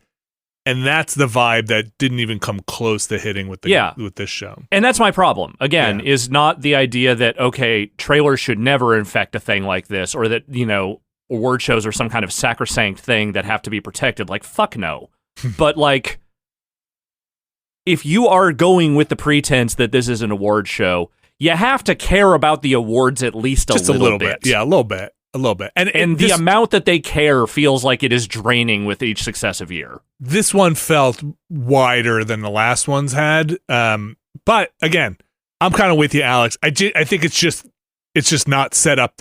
It's never going to meet me halfway, right? Like no. It's, and like I'm okay with that. It sucks, I think, for the developers who are A, cut off, or B, who are basically playing second fiddle to the trailers, and, you know, the people who make the games are kind of playing second fiddle to the games in this award show. It also has a weird impact on the production, too, because, like, they did the Best RPG award off camera. You know, like, they just announced it. And they, like, cut to a shot of the Larian people just kind of staring, being like, oh, okay. But then that kind of clued you in that, oh, the reason they didn't let Larian come up and get their acceptance speech for Best RPG is because they're going to win Game of the Year. They're saving that speech for them to come up and win Game of the Year, and that's why they put that category off to the side. And it's like, if you're trying to present this as if anyone can win, you're kind of kneecapping your own production by making it real easy to figure out where you're going to put the people you're willing to give 30 seconds of speech time. I think they also couldn't even get their, or there was some miscommunication with getting their announcement that it was coming to Xbox in the show. Yeah.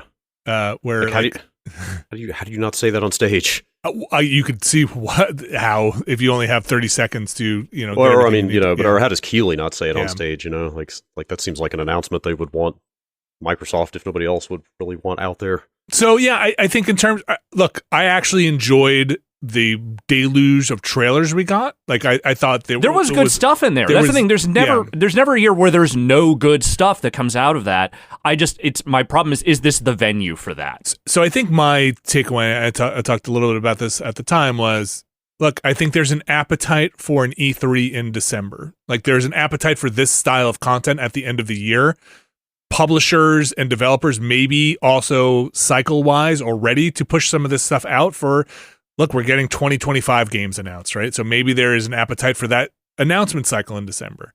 I think there's also an appetite for recognizing the humans and the people without that mixed in. So maybe there is room, you know, there are other award shows, like we said, DICE, and there are other places that do big awards, but if you want to inherit this mantle of video games herald of champion, then I think the thing I would say to Keighley is you might have to make room for some of this other stuff. Well, it's like not just that. He's like backed into this like spokesman for the video industry, whether he wanted to or not. No, he wanted to. The question is, did anyone else want him to? So I think like you said, Alex, he's kind of taken on all these roles of like ringmaster, and you know, and it's look, I don't knock a dude for hustle. Like, I get it, and he's built a brand that, whatever I might think of it, is obviously working well and has gotten him access and ability to do things like this on a pretty regular basis. The thing that just strikes me the most about it is, and I'm going to end on this note because I don't want to spend this entire time just bagging on Keighley, but like, Keighley wrote those last hours of X game features for GameSpot back in the day. Like, that dude was a reporter. Oh yeah, I was his editor on a couple of those. Yeah, and like those features were at the time some of the best reporting you could get. Yeah, totally. For like in behind the scenes development reporting, like presenting the people who make these games as people and not just, you know, this sort of like formless studio that just churns these things out. And he's so far afield of that now. I'm not saying that you can't evolve and your role can't change in this industry or anything, but like, as someone who made his hay basically telling the actual human stories of game development, it's a little like distressing to me that he's just kind of completely abandoned that, even in this very basic format where it's really easy to give the people who make those games some actual time and some actual leg room to present themselves and to thank those they want to thank. Yeah. You're right. Yep. It feels squeezed the wrong way. Yeah. Yeah, I don't know. I like the de-emphasis on the awards I just took for granted at this point, because Me too, I feel like that's par for the course for him for that show is what I mean, because it's been that way for years. Although again, the like 30-second limit on speeches was just especially egregious. But like for me, it was more the contemporary stuff that he also missed, which was like zero acknowledgments of the number of jobs lost in the industry this year, or like anything about like the human toll of the business. Like complete failure to acknowledge the demands of a huge chunk of the future class, you know, that wrote that open letter to him, like complete, but still like putting their like little bio reels on in between trailers, you know, like just kind of like I got the sense that a lot of people that were part of that felt pretty used or there was at least or ignored. There's at least one developer I saw who was in their future class video promotional thing that was like, if I had known that, you know, they were going to be this ignorant of, you know, the future class's demands, I probably would not have been in that video. Yeah. So, and it's like, I thought the whole thing of getting someone on that, like getting Keeley or someone like him to acknowledge what's going on in Gaza, like I thought that was a pretty tough road to hoe, and I never expected them to actually do it, though I appreciated the pressure people were putting on it. But to not even acknowledge the industry level stuff, like the job loss and the toll it has taken on those people that make the games, like just not even tone deaf, like literally just sticking your fingers in your ears and just saying games are good. Yeah, like I think you said it more succinctly than he did, or you know, he didn't even try. Like when you were just like, you know, it's a great year for product, shitty year for people. Yeah, you know, it's like just recognize it. A little bit of lip service is not hard and takes 10 seconds. Yeah, I agree. Any other game stuff or Game Award stuff? Yeah, we don't have to belabor this forever. I mean, it was cool to. It felt like it was just a litany of like, here's the next game from like indie developer X that you love, kind of stuff. Like the new game from the makers of Dead Cells, the new game from the makers of Ori. Yep. The new game. There was another one that there was the new game from one half of the people who made Thumper. Right. There's one more that is escaping my memory at the moment. But it was just like a lot of that stuff, you know. Yeah. You know, the new game from the guy who made Inscription. Yep. Stuff like a lot of that. The new game from the developers of World of Goo, which 15 years later turns out to be World of Goo 2. Anyway, yeah, it's just cool to like get updates on what a lot of those teams are doing that you haven't heard from in a while. New Monster Hunter. It was kind of crazy, and also like Monster Hunter is big enough to close this show now. Yeah, that last Monster Hunter in particular, I feel like really did a number for that franchise. Yeah, like Worlds is Capcom's highest selling game of all time. So yeah, like Monster Hunter is legit huge now. I mean, it was always huge in the East. Yeah. In Japan, yes, it was always very big, but finally broke. I mean, it's like Yakuza. It took years, but it finally broke out here. And Goose Game. Untitled Goose Game is the other one I was trying to think of. Like Big Walk. I think like Big Walk and Light No Fire are the two games coming out of this where I'm just like, okay, I need to see more of what these games are. And Skull and Bones. Which we'll see, I do kind of need to see what that is at some point. Which we'll see next month, I guess. Yeah. All right. Should we move on from the Game Awards? Yeah. Maybe I assume we'll see you at the Game Awards next year. No. Did they announce a date yet? Sometimes they do. I haven't seen it. Oh, like the E3 we'll see you next year, these dates? Yeah, I didn't see that. All right. Moving on to the rest of the news here. Let's kick it off with another thing that probably has a lot of baggage surrounding it. Peter Molyneux. Peter Molyneux. Everybody remembers Peter Molyneux from Black and White, Fable. Lying to people. Godus. Magic Carpet. Milo. Magic Carpet. Where's Milo? Trapped on a hard drive somewhere, wondering where his dad is. Please let me out. Brad, what's going on with Peter Molyneux? Why is Peter Molyneux back in the news? Godus has been delisted from Steam after 10 years in early access and never having left early access. I didn't even know it was still available. Yeah, Godus is the kind of his return to God games that he kickstarted in, I think, 2013. Yeah, that sounds about right. So, like, it was successfully kickstarted. It released in early access. They never shipped most of the features they promised to ship. When was the last actual update for the early access version? I don't know. I did some poking around. There was a big contentious interview with him and Rock Paper Shotgun in like 2015 where they basically called him out. Yeah. On the game. I think I remember that. And he not take kindly to it, and that was 8 years ago. Mm-hmm. And the game now is no longer for sale. So, did the guy who won the center of the cube thing never got any money? I think he got whatever he was supposed to get. I can't remember. And that's what bankrupted the game. That story says he was supposed to get 1% of the game's revenue.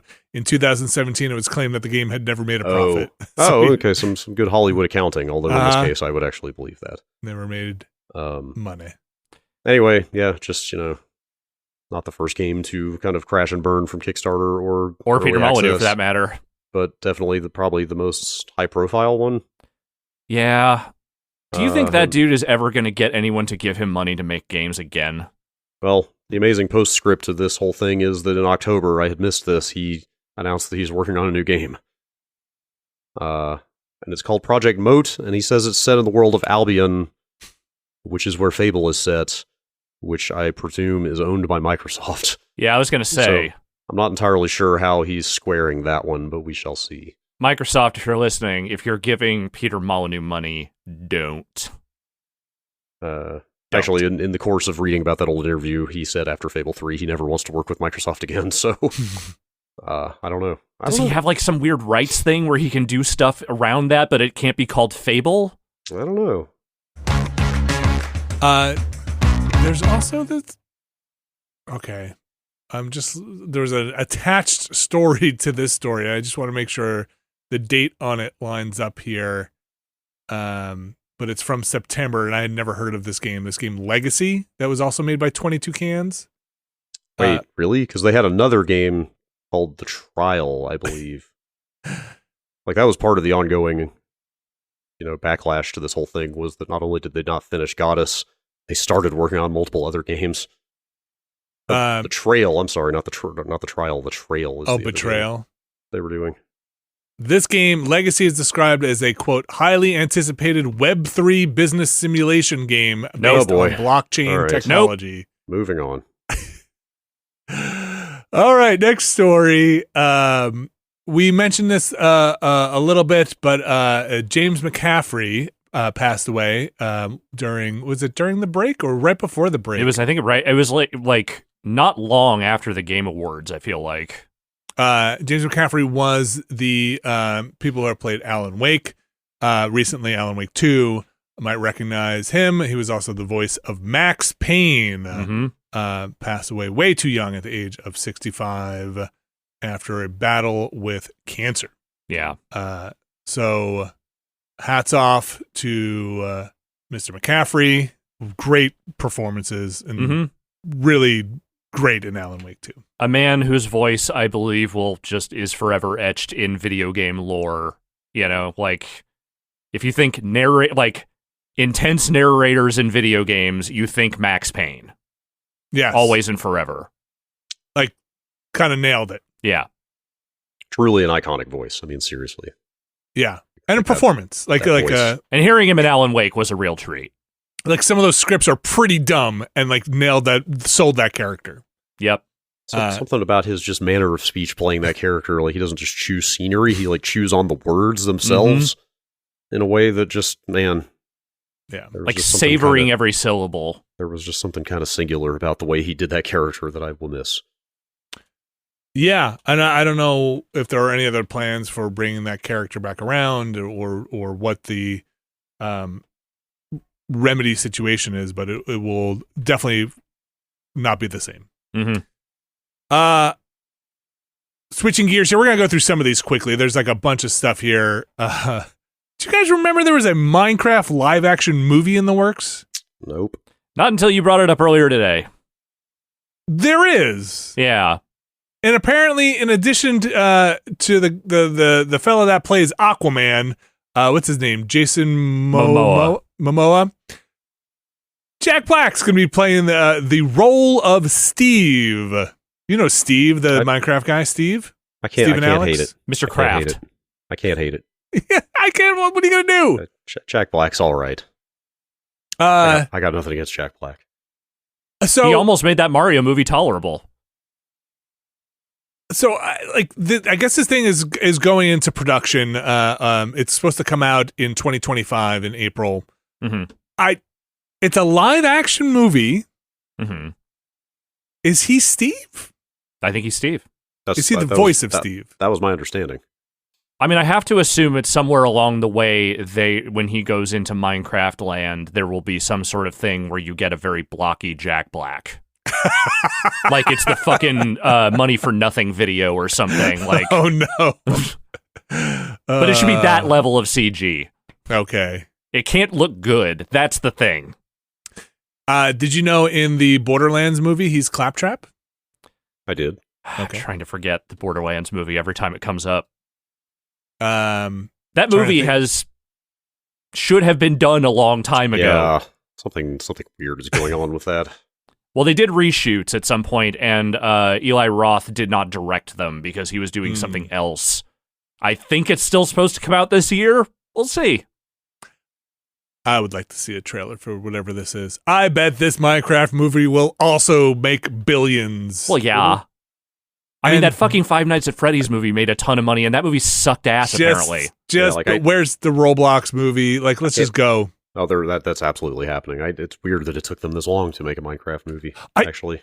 I think the ground is so fertile right now, and they will salt it so quickly with all these movies that, they tested it out with like Angry Birds and all these other animated flicks, and then once Nintendo was like, look, we can do this, we can do it, and we're making money on it, and then everybody was like, let's go. In the wake of the Five Nights movie, I mean, like, say what you will about Marvel, but the people out there like cheerleading the downfall of Marvel or whatever that is perceived to be happening, like you'll get movie industry people saying like, hey, whoa, chill out.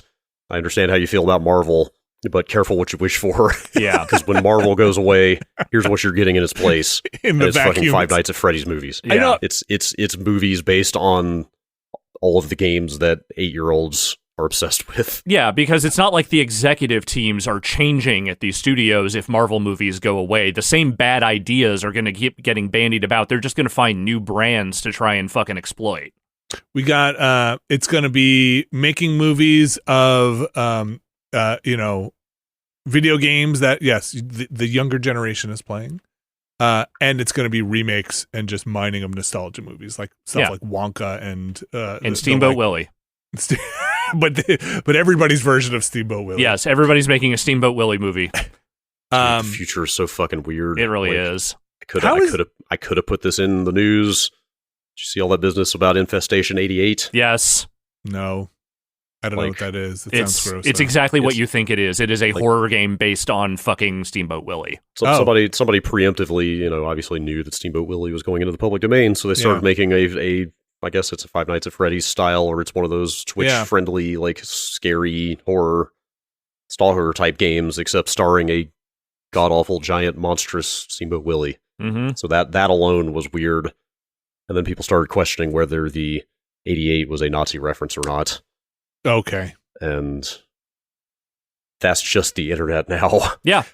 Like, I feel like that story, that news story was generated by AI. Like, that seriously could have that's a Mad Libs of internet video game news. Okay, you really want to bake your noodle here. Try to figure out, is that a Nazi reference by a person who is pro-Nazi, or a Nazi reference by a person who is making a joke about Walt Disney's ties to Nazism? Oh, man, dude, this is getting too meta for me. Here's the thing, I'm never going to ask the person who made that game what their intent was, because I don't care, but that's the world we're living in now. What kind of Nazi reference are we getting? The developer changed the name of the game. Okay. Rapidly, for what it's worth. It may have been unintentional. It also could have been unintentional, is the other thing. I wouldn't have gotten that reference because I don't think I live deep enough in the internet. You're better off. Yeah. It's now called Infestation Origins. That's actually not better, but in a different way, not better. It's a way less memorable title. I'll say that. Anyway, whatever. There was that Winnie the Pooh movie. Remember that horror Winnie the Pooh movie? When it's very much in that vein. Yeah. I'm going to come back to this next story. I'm just going to scroll down here very quickly. If you're looking to get on your 3DS and go do some shopping or playing, heads up, Polygon is reporting that ahead of schedule, though maybe not unannounced, Nintendo might be ending some services on the 3DS and Wii U stuff. This was kind of, this was prophesized in their announcement that said we may end services earlier than expected if we deem it necessary. So saith Nintendo. Yeah. But they, in their reporting, says, heads up, that's here. That's happening. So was the original deadline next April? April, yeah. So some stuff going offline now. The things that they covered in their article, the Pokemon Ultra Sun and Ultra Moon, Yokai Watch 2, Legend of Zelda Triforce Heroes, Animal Crossing New Leaf, and Super Smash Bros. For the 3DS, the online mode specifically there. So just a heads up if you're... The best thing about this story was that it made me aware of the Pretendo project. Pretendo. Yes. You can read more at pretendo.network. Okay. Which is basically an open source effort to replace the 3DS and Wii U online service with like custom servers, basically. Oh, okay. To keep all those games playable. I can get behind that. We will not let this go quietly until the night. Yeah, that's awesome. That rules that somebody's doing the work to keep those games playable. Shh, don't tell Nintendo. Shh. Also, quickly here, not to be forgotten because it was during the holidays, not going to let it happen. Versus Evil was shut down the day before Christmas. Versus Evil, the publisher of Banner Saga and Pillars of Eternity, picked up by Tiny Build, I think 2 years ago-ish, laid off. Yeah. Last year during the break for a lot of us. Shout out to them. I would like to say ending a really crappy year for all of that stuff, but we're just starting 2024, but that's not a great way to go. I mean, I do think we are probably have at least a little distance until another giant wave of layoffs comes, because that stuff was all happening before the end of the year. But, when the fiscal year comes up, I don't really have any sense that things have gotten better enough to where anyone's really safe at this point. And I'm just going to say right now, this recent trend of buying stuff, holding on to it for a little bit and saying, nah, and then just laying everyone off. I mean, all layoffs suck, but that extra sucks on top of the amount that it already sucked. Yeah, and in the reading of the story and the reporting by Polygon and looking through it, it seemed like there had been a lawsuit between some of the Versus Evil or the founders of Versus Evil and Tiny Build. That got settled during the last year, and so that got paid out, but then this whole layoff happened, and so I don't know. I didn't know Tiny Build until I went back and looked at their publishing record. Was not itself a small publisher. They were at one time, but it has not been that way for some time. Yeah, to me, they were still the like cluster truck people and not necessarily the Hello Neighbor franchise people. So, yeah, what a time. But maybe in better news, we don't got to worry about Bobby Kotick anymore. You won't have Bobby Kotick to kick around anymore. He's out. It happened. He has officially resigned. And like, say what you will, whatever packages he got, whatever compensation he got, whatever golden skis he is skiing down a Mount Cocaine on as he leaves the building, he's not there anymore. He's not running the show. He will no longer be, at least there, somebody's boss. So that's probably for the best. I'm a very big critic of golden parachutes and generally giving shitty executives a lot of money in general. But if that money goes in any way toward contributing to a mindset that he never has to work in video games again, maybe it's almost kind of slightly worth it. Yeah. And, if we never have to deal with his fucking Rumpelstiltskin ass again in video games, I will be okay with that. So I could totally see in 6 months him totally just founding a new video game company. I wonder if he'd get into video game stuff, or he's going to go into some like hedge fundy kind of like capital moving money around at higher levels fund, like securing money for places fund. It really depends on how deluded he is, because I could see a world where he thinks, well, I'll just go be like Reggie. I'll go sit on a bunch of boards and still just be a personality and a face in video games and I'd like to think he's not that deluded, but what do I fucking know? But that ain't gonna work. I'll tell you right now, no one's gonna fucking bring him in on the merits of, it's like Reggie, but it was for Activision. Yeah. It's like, no. Nobody likes him. To me, there's like this image of almost like, this deal going through, and let's not forget Activision going through all those lawsuits, which I think one of them was actually settled recently.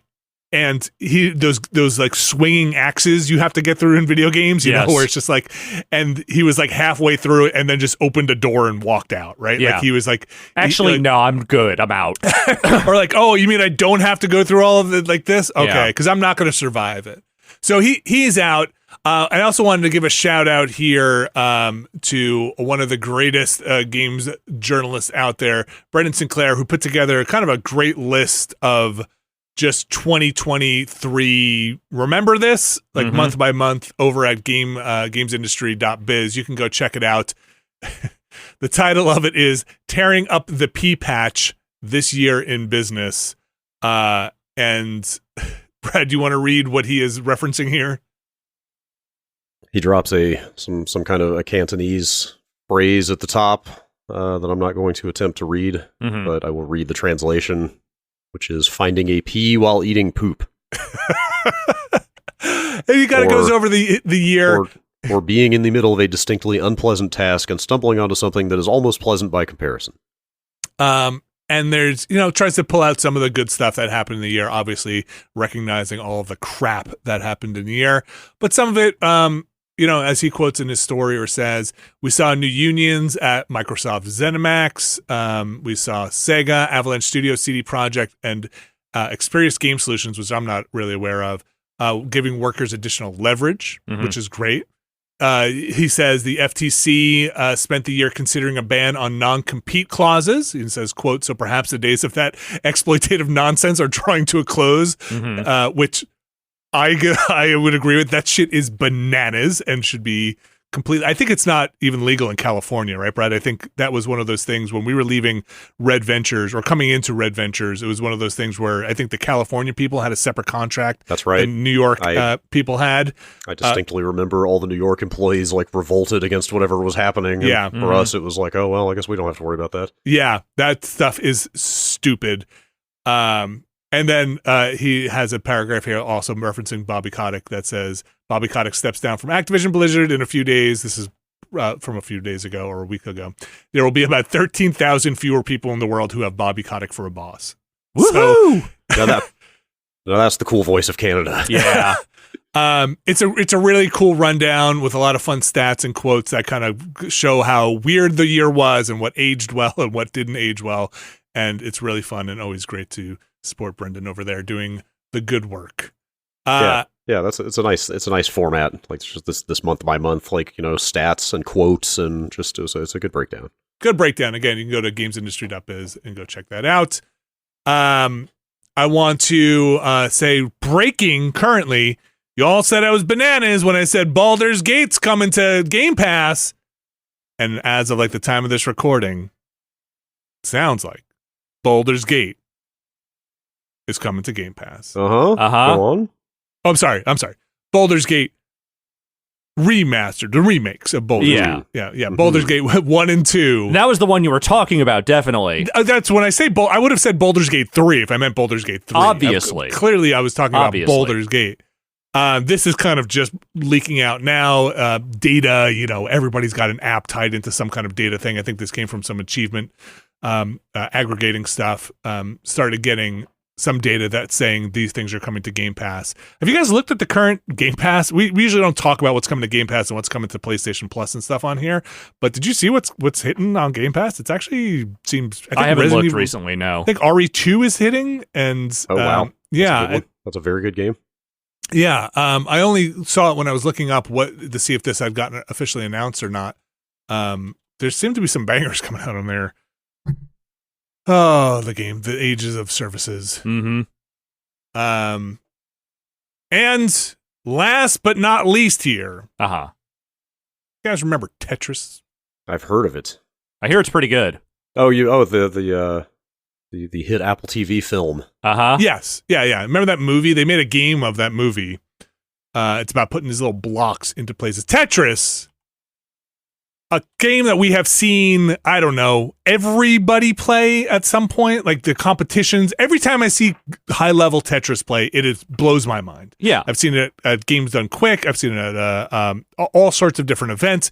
High-level Tetris play is maybe my favorite high-level play. The reason I love it, and the reason especially I love this most recent thing that we're about to be talking about here, is because whenever you watch someone play those games, it looks like someone is trying to animate a person and use as few frames as possible for whatever the action is they're doing. It's just this, like it doesn't look like a thing you would actually do, but they are. So I really dug into this morning, and I hope my voice holds up for this potentially long explanation. Mm-hmm. So this is NES Tetris. This is the original NES release of Tetris, which maybe I think was the first console release. Was that before Game Boy? Anyway, they treat it as like the competitive Tetris scene, like that's the one, right? Like that's the one they play. The thing I did not realize is, maybe this is common knowledge, by the time you get to level 29 in NES Tetris, so every like 10 lines you go up a level and the speed of the pieces drops. Or I mean the speed of the dropping increases, you know. Yes. When you hit level 29, the pieces are now dropping so fast you can no longer get them all the way to the far left and right positions. So it's effectively impossible to complete lines. Right. Once you hit level 29. And there's been this whole like years-long process of people coming up with like various types of like manual dexterity tricks to like it's bananas. Fool the game. Like what's the hyper tapping was the first one, right? Hyper tapping. First they came up with hyper tapping, which involves like manipulating the controller in a weird way to be able to hit the D-pad faster than you should be able to with a thumb. And that got them up to, I forget, I watched it's like a years long breakdown of like, here's when they hit level 30 finally, you know, and then 2 years later they hit level 35, and then like there was a huge breakdown, or I mean a huge breakthrough. Sorry, when what was the newer the cheese? The cheese was grip? the player. I believe Cheese was the one who came up with the rolling. Rolling is the technique now. It's bananas. And if you watch somebody roll, first of all, they have like an orchestra glove on one hand. Like they quite literally are wearing what looks like some kind of orchestra conductor's glove. Or like Michael Jackson or something like that, yes. Sure. They're wearing a glove in one hand, like holding the controller in the other hand, and like they're literally like fiddling the bottle of the controller with the fingers of their gloved hand to play the game. Like that's how they play the game. Yeah, so you're basically holding your forefinger or whatever thing you're going to push the D-pad with on top, and then pushing the controller into that finger from the bottom, using your fingers to tap and roll them, because you can get more. They do it in hertz. They measure it in hertz. Yeah. You can do it faster by rolling your it's shouldn't be this way, but it is. What are we doing? Dude, this thing is so insane. If I can, I'll link the YouTube video I watched in the notes of this podcast, because you should really go watch it, because it's ridiculous. Not only will you see them developing all these like finger techniques to play this game, but they also dig into kind of like the code of Tetris and why this is all necessary and what they're doing when they're hitting these really high levels. Because the actual news item here is that somebody, and it turned out to be a 13-year-old like Wunderkind, you know, like this like out of nowhere, this rising star of the Tetris competitive scene has gotten the Tetris kill screen. Yeah, right. Like first human to ever do it. If you're familiar with like the Donkey Kong or the Pac-Man kill screens, where you know these are games that are designed to be played indefinitely, but in actuality the code does not allow for that. Eventually they glitch out and you can't play them anymore. This is literally the first time that somebody has ever beaten Tetris, not been beaten by Tetris. Yes. Right. Like every game of this game ever played ended in failure, like as defined by the rules of the game, until this 13-year-old kid basically got to the point where he could crash the game by playing it so long. And this is Blue Scooty is the streamer's name. They're 13. They have the entire video up. You can go watch it of the stream. A lot of things are amazing about this. One, congratulations. It's an amazing feat. Absolutely. It is such an emotional watch. Like the kid is just in their room, and towards the end is like, just freeze, just please, just freeze, just the game freeze. Realizes they are near this point, and they're recovering from mess ups and all this stuff. Freezes. They lose it, because they just realize they got it. and is like, they're catching their breath forever. And then is like, I gotta go tell my parents. I gotta go tell my parents, who have come in the room a couple of times, like let the dog in or out, like. And then you see this, like, I assume mom. I don't know if it's actually the kid's mom or not. Come in is like, oh, what happened? Where is it? And he's like, the kid is like, oh, look, it's frozen. Like, oh, that's great. Nice, son. Just like pat on the head. That's great for you. Well, no, but it's not condescending. No, it's not condescending. But I don't look. I don't understand this, but I'm really happy for you. Yeah, it's like a high five. Like, oh, awesome, good job, you did it. There's so many crazy factors to the story because like the current world record holder was also attempting this feat concurrently on Twitch. They were both streaming it at the same time. And they were doing the Tetris grind or something. And like the chat in the current record holders chat like went nuts, saying like, dude, like Blue Scooty's about to do it, and like that dude seemed very happy for the other kid to have done it first.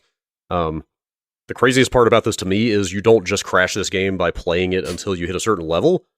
You have to do specific things on specific levels to trigger the crash. Right. So like you had to get to like a level 150, I forget, 150 something. He had to get a single at a certain time to trigger the crash. He actually missed that. Like, he actually blew past where the first crash would have been and had to go a couple more levels to get to the next opportunity to crash the game, and only then got it. So, like, he got actually far further than he would have had to do to get the thing that counts. That is so nuts. That video is super fascinating about, like, how this version of Tetris breaks down the longer you play it, because it's like, it was just never designed to be played for this long. So like the code is just like cannot deal with getting to these heights. Yeah. Except that they have now found via a simulator that somebody wrote. Somebody wrote a bot to play NES Tetris. Uh-huh. They found that I forget how long you have to go. You have to go to some obscenely high level, and also one of those levels randomly, because of all the glitches in the code, isn't 10 lines that you have to get to advance to the next level. It's 800 lines. Oh, no. Oh, but God. I think it might be level 200, or maybe 300, some like even number, I think. Anyway, you will roll over back to level 0. Oh, wow. You could prestige. So people are going to have to thread multiple needles as they pass all these levels where you can crash the game by getting the wrong kind of line or dropping the wrong kind of piece. Uh-huh. Also, they were saying at these obscene high levels, like way past where we're talking about, letting any single piece drop naturally, meaning not hitting down to drop that piece, will crash the game. Crash it. Okay. So at those insane high levels, you're going to have to push down on every piece that drops, or you're going to crash the game. So they won't even be able to rely on momentum. They're going to have to speed it up to keep it from crashing. Anyway, whenever somebody gets to that level where they reset the game to 0, is going to be like that's it. That's the end. There's nothing else you can do in that game. That's bananas. That may be the most amazing feat in all of video games if somebody pulls that off. It's a really fun video to watch. What a time to be alive, right? Yeah, I mean, in this very extremely specific context I am talking about. My dad watched that YouTube video with me, and he was just like, well, but there's a lot of money in it for that kid. And I was like, there might be some down the road eventually. Let me tell you about these niche, hyper-specific, competitive communities. Tell you about a little terrifying tale about Billy Mitchell. Yeah, and, they're doing cautionary it for the love. tale. Yeah, they're doing it for the love and the glory. It really is. You know what, Brad? That's exactly right. Because like when you see this kid at the home just streaming, and the parents, or again assumed to be parents, coming in and be like, "Oh, that's awesome! High five! Dinner's going to be ready in like 5." It's like it is for the love of it. It's for this accomplishment. It's for some people, it's beating Contra. On like another level, it is this almost inhuman thing. It's fantastic to watch. It's a very feel-good moment. I recommend go checking it out. Right the fuck on is what I have to say. Like, good on you. And may there more of these kinds of things be the predominant stories in video games and not everything else going on. I'm trying to see. I just clicked through. The video that was linked in this story I read is on the Classic Tetris site. I wonder if they're like Classic Tetris on YouTube. I'm trying to see if Blue Scooty has anywhere where they are monetizing a video of this to make some money in the views on it. So that's the only way I can think there would be cashing in right now. and I would want to just play that on loop to give Blue Scooty some money. There are regional tournaments. They talk about it in the video that I watched. Like there's one coming up in Texas soon. Okay. And all these players do go and compete in those tournaments live. Well, you've seen these videos go around. You've absolutely seen some of these head-to-head final matches. I've never seen the cheese grip, and I never saw. I think it's cheese, or the one that the guy who puts it on his foot and did not see that one. Okay, he uses his foot to brace the controller. Yeah, there may be some cash prizes at those tournaments. I'm not sure. Anyway, great way to start 2024. That's the note I want to end this news segment on. Start 2024 with the games of 1989. That's right. The younger generation, again, this happened in the year, picking up the pieces of a destroyed generation and finding out some ways to doing the impossible with it. That's what we need for the future. All you 13-year-olds, everything we broke and left behind in the dust, all the game freezes, just please use a cheese grip and start rolling. Just cheese grip this industry. Take back the cheese grip of this industry and make it into something better. Please, somebody cheese grip the environment. Can somebody just hit the buttons fast enough and make it okay? Brad Shoemaker. We are here in 2024. It is now time for the emails. Why don't you drop us an email or two? Yeah, let's do a couple here real quick. Question from Braden in Lanark, Ontario. Hi, Braden. Question is directed toward Alex, but if Brad and Vinny have input, I'd love to hear it. I played Norco this past January based on Alex's raving about it, and it was a bit of a transformative experience for me. I was profoundly moved and have found myself thinking about it on and off all year. I plan to play it again in January and maybe make it an annual New Year tradition. What other games have this vibe?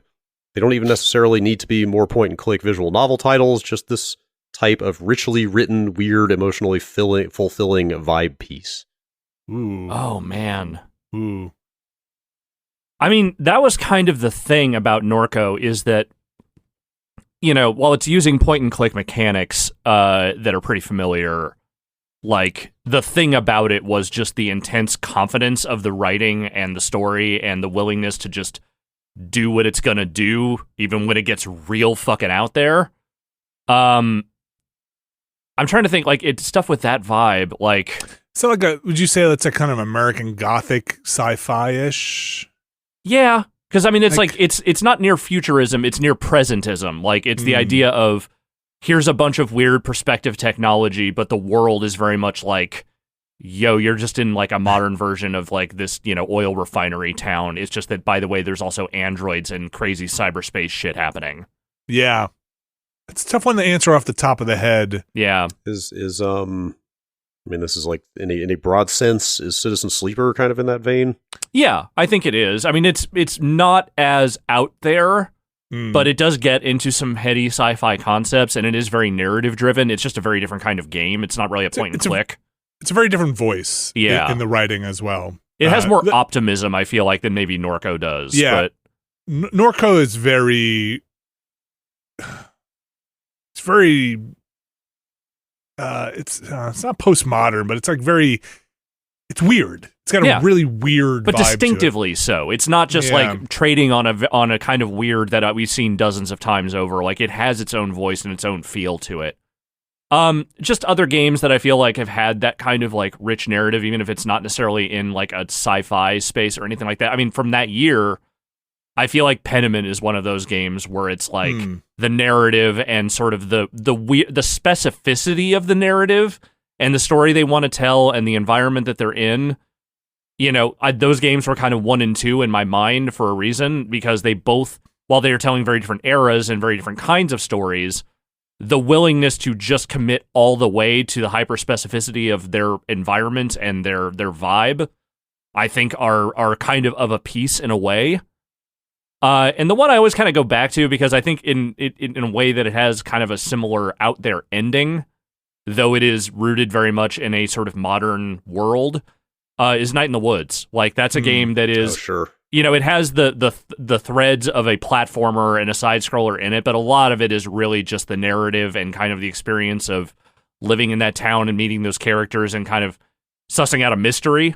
And I feel like that's the one I always kind of go back to when people are like, what's something else that has like a very confident narrative that kind of came out of nowhere that feels like it's kind of in its own little space? And that's one that I always think of.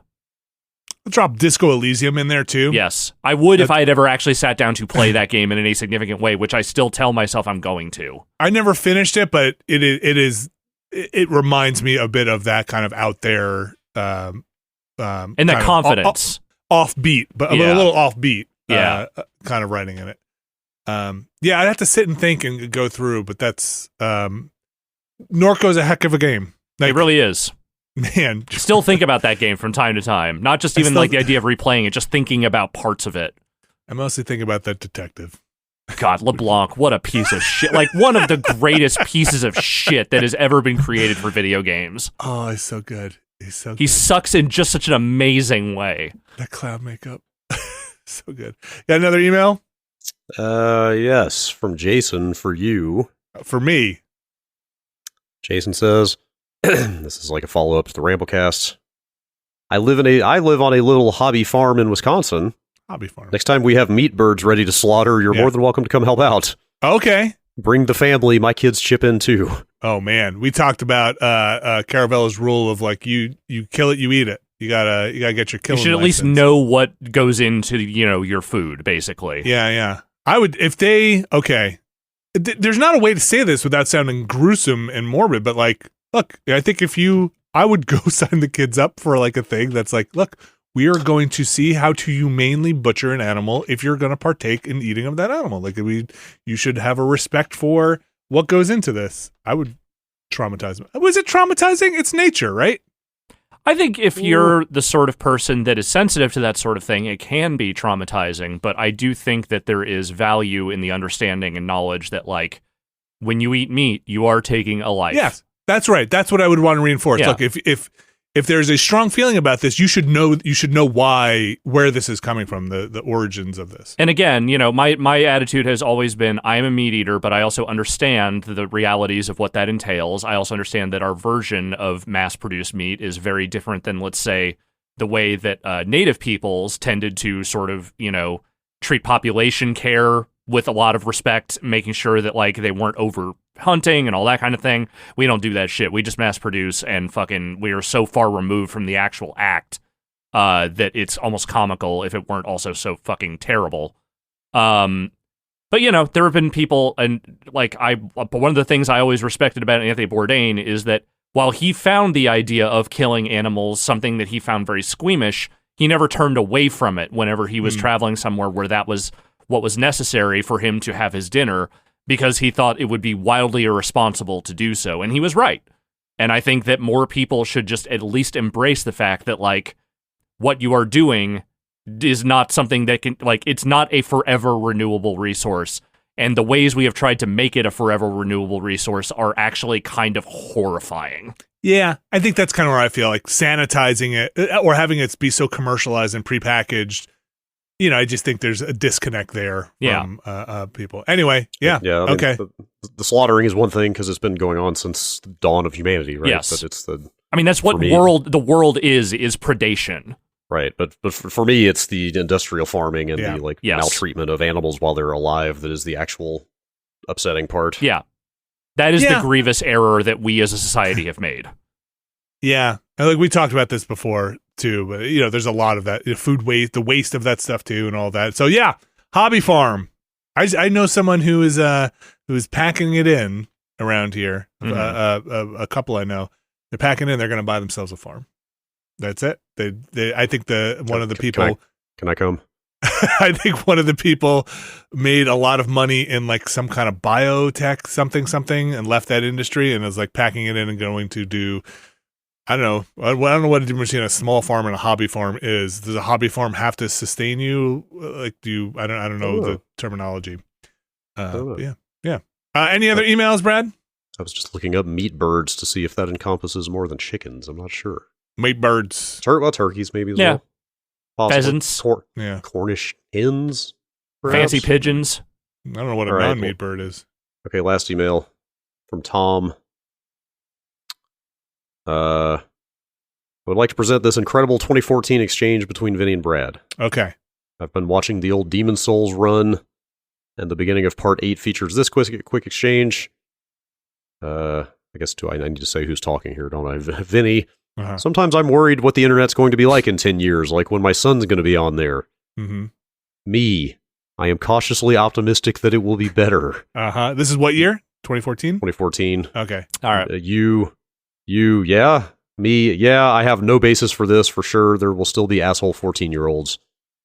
You, what about unified logins that are attached to your birth certificate or something?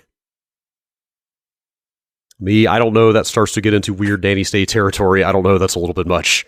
That video was posted February 11th. 2014. Nearing the 10-year mark. We are less than 2 months from the 10-year mark, so I ask you, is the internet better now? Oh, God, no. How do you handle your son's internet usage? And please lay down some predictions for what the internet will be like in another 10 years. I'll say this. We didn't get to the birth certificate verified login, but I feel like we moved from handles to people using their real names. Like, we moved a bit away from like the part where I'm, mind cavity on the internet to places being like, I'm just going to use Vinny Caravella on things, right? Like that was a shift. I don't know if that was over the last 10 years, but that was a shift where you used to mostly have people being their handle to basically just not giving a shit and also just using their real name to shit post stuff now.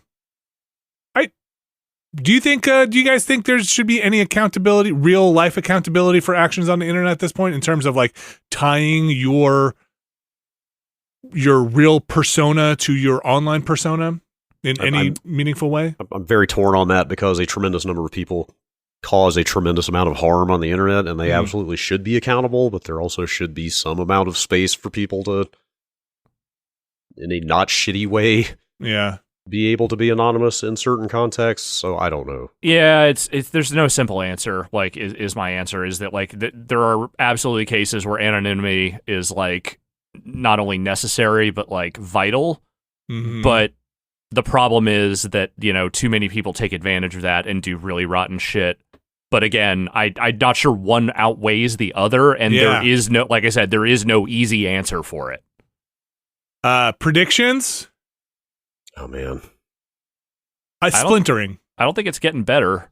I think we're going to see more splintering of groups. I think like kind of diaspora style. People like spread out from Twitter, and instead of one place for that stuff, there'll be many. Like you kind of have seen with communities, instead of a Reddit, there'll be micro Discords and all of those things. I mean, you're already seeing a little of that, though nothing has really taken hold in a major way yet. Well, I think you just after Facebook and all these things have their runs, there'll be so many little things that come up. Like there won't be just the one big one. Right. They'll have all these microservices. That's not the right word, but like smaller Instagrams and all of these other things that then probably get bought up and smaller ones take their place. But kids will use smaller services and not monolithic ones, is my guess as we go forward. I do think there's going to probably among the. Again, I'm not applying a broad brush here because you can't really do that with generations. Like, there's too much diversity of opinion and personality. But I do think we are probably in store for somewhere along the way, the Zoomers or the people that are the kids that are just below them, taking a real hard pivot away from connectivity. You think? I think so, because the kids that are being raised in the current internet environment, I truly do not believe we'll see the value of it the way that we did when we were coming. Zoomers. Yeah. Okay. Yeah. Yes. The younger. Okay. Yes. The younger generation. I think as they get older, I think they will want to pivot as far the fuck away from connectivity as possible. Yeah. Because they have seen not a great version of that and have only seen mostly the various ways in which that can really fuck them over. Yeah. Be it people searching for old tweets or, bad fucking TikTok things or what have you. Like, I think there will probably be a little bit of, I mean, I don't mean this in the shitty white supremacist way that it actually means, but a little bit of the we must return to tradition kind of mentality of let's get back to fucking interpersonal connectivity and get the fuck off the computer. Sure. We're broken. We're never going to get off the computer, but I think some of them may. like a phone call will seem so novel and so retro. Yes, and and bespoke landlines will become a thing. Totally, yes. Like wow, your phone, you have a landline again. Like totally, dude. I've been hearing on this trip about some people and friends of friends who are getting landlines again. I have a landline. I mean, they're all voice over digital. IP now, Yes. so I don't know if that actually really counts. I have a phone connected to the wall. Let's say. But I could see that. I think that's true. I think the novelty of all of that stuff will not be there for them. Right. Like, that will just be maybe, and I'm not saying, I don't think they'll get off the internet, but they will look at it more as a service than a novelty. And I think you're right. The thing is, I don't think we'll ever get completely away from the internet, but I think enough of them will be so put off by all the fucking AI-generated text and the 1,000 ads embedded in everything that at some point they'll just be like, this is a thing I want to spend the least amount of time on possible. Yeah, that specifically is why I would decline to make any prediction whatsoever at this point, because I genuinely think the way that stuff like generative AI is going, there is no way to see what ill effects that's going to have 5 to 10 years from now. I genuinely believe that part of the reason everyone is being driven so nuts on the internet now is because everything that is talking to them on the internet is garbled nonsense. Oh, you're into the dead internet theory. Yeah, because it's just like every time some article floats up to the surface of the fucking awful bog that is the internet, like it's just some AI article that someone's pointing and be like, look, AI. And it's like, no, I know. Like that's everything. Everything that is served to me on Facebook, on fucking YouTube, everywhere, it's all just fucking AI generated nonsense now. Like everyone, it is just garbled garbage. And it's like, that is enough to drive me fucking insane. I unfortunately too, I also have the part of like, I question everything I read, especially if I'm looking up video game stuff and you get those sites that's like, I've never heard of this site. And you've got 3 paragraphs before the actual just 4 button code you have to put in here. Yes. And is this just generated? I don't know what happens when the AI starts scooping up the AI and it starts using that as its learning model. But you're right, Brad. It's a bit of a monkey wrench thrown into the course of the stream, or a big old boulder, because man, really don't know where this is going to go. There are a lot of lawsuits right now that are challenging the data collection on some of these models by, like New York Times has filed a big lawsuit, and that's like not one to be taken lightly for basically scooping up their content and regurgitating it. And if something happens with those models, that could alter the course of this whole thing, because I kind of believe you can't have those current models without basically having pirated all of the just rampant theft. Rampant. Yeah. They're just so big, Yeah. So anyway, I don't know. I think we're already in a post-truth society, whatever that means. But yeah, I think nobody will you just don't believe anything. Everything will be a joke. What have you called it, Brad? It's like the post. You said once something like post-irony. Like we're in a post-irony. Like there is no. I think we're post-irony now. We're in Post Malone. Yeah, I'm trying not to be. We're all just going to bond over Magic: The Gathering. Is how we're going to all come back together. Like you can't love something because it's silly anymore. Like it's just everything just moves so quickly that I don't know. It'll just catch on fire from friction and just melt and go down. I do think my one prediction will be I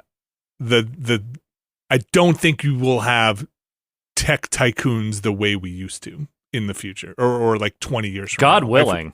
I feel like we're in this kind of oil baron-esque place now, and like with kind of like the Bezos and Musks, and I think that won't necessarily. I think there'll be some kind of realignment or reckoning, because I feel like they are aging out in a way, and the things they are leaving behind will be either dismantled or will be fighting for them for water. I think you're grossly underestimating how bad those people want to cling to power, and I think the real thing is we have to trick them all to locking themselves in their abandoned missile silos, make them think that the revolution is coming, so that they launch to Mars. Yeah, so they all lock themselves inside their fucking shitty little bunkers, and then we'll say, all right, well, don't come out for 50 years. It'll be okay then.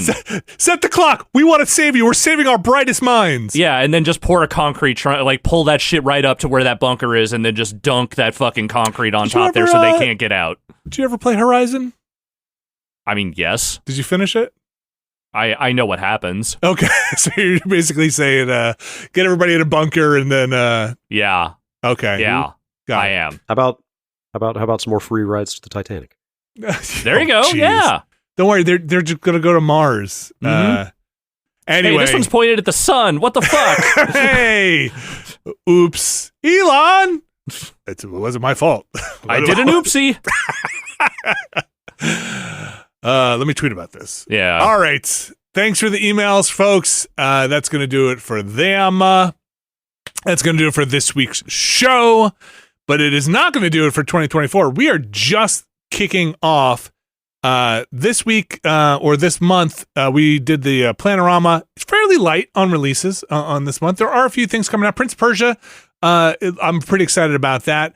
But you're probably going to hear me talk a lot about Sea of Stars over the next few weeks or so. Like there's stuff coming out February though. Kind of the tap starts flowing again. Yeah, on games, but plenty to play out there. Yeah, there's so many games. You can just play them. It doesn't matter when they came out. No, I've got a backlog. I'm still chewing through it. You can go check all of that stuff out. Planorama. We have a Watchcast is cooking with the Twin Peaks season 2. Oh, it's heady cooking all right. Episodes. Oh yeah. Is that up? That one's up now? Yes, that one is up now. You can go check that out over on the Patreon, patreon.com/Nextlander. Where you can find a bunch of different tiers there. Find a tier that is right for you. We got a bunch of stuff still up there. Never Been a Better Podcast. The QA, if you want to go listen to that, is up there along with a bunch of other things. Patreon.com/Nextlander. On there is the Mysterious Benefactor tier, and they get their names read on this here show. And I'm going to read them right now.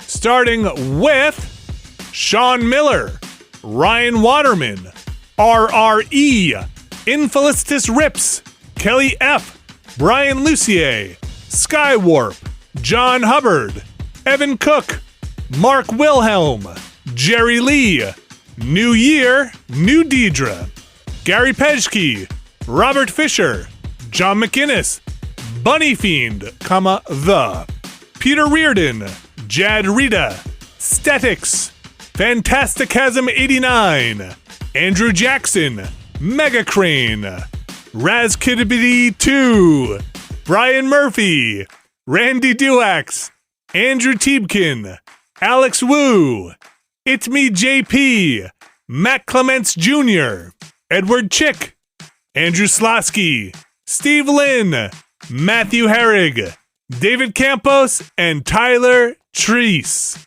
Somebody trying to trip me up in there. Can I tell a very quick story here before we wrap things up? Yeah. So I probably mentioned this before. Randy Duax, one of our mysterious benefactors, is a friend of mine. He was in Los Angeles, and he was at a bar called the Tonga Hut, and he was signing for his check, and the bartender was like, "Are you the Randy Duax that contributes to Nextlander?" Stop it! Yeah. Stop it! Yeah. Look at that! Everybody go over, become a mysterious benefactor, and you too can get recognized. Yep, be recognized as your favorite bar. That's right. Just one of the many great benefits. We cannot guarantee, but it could happen. But shout out to our dude at the Tonga Hut. That's rad. That's rad. Man, I want to hang out at the Tonga Hut. Yeah. Shout out to all of our mysterious benefactors and to everyone who has supported us over at patreon.com/Nextlander. That is an extremely funny story. I want to thank everybody for supporting us in 2023. Thank you for supporting us in 2024. Cannot do it without you. Will not do it without you because my health insurance bills come due. We got to literally had to sign back up again. So cannot do it without you. Should say Ian at the Tonga Hut. That was the dude. So thanks, Ian at the Tonga Hut. Shout out there. You get a special mention. You do. Yeah. Thank you, everybody. Like I said, we got plenty of stuff going on. We are going to actually revisit some things we're going to look at. Alex and I talked about it on the QA a bit.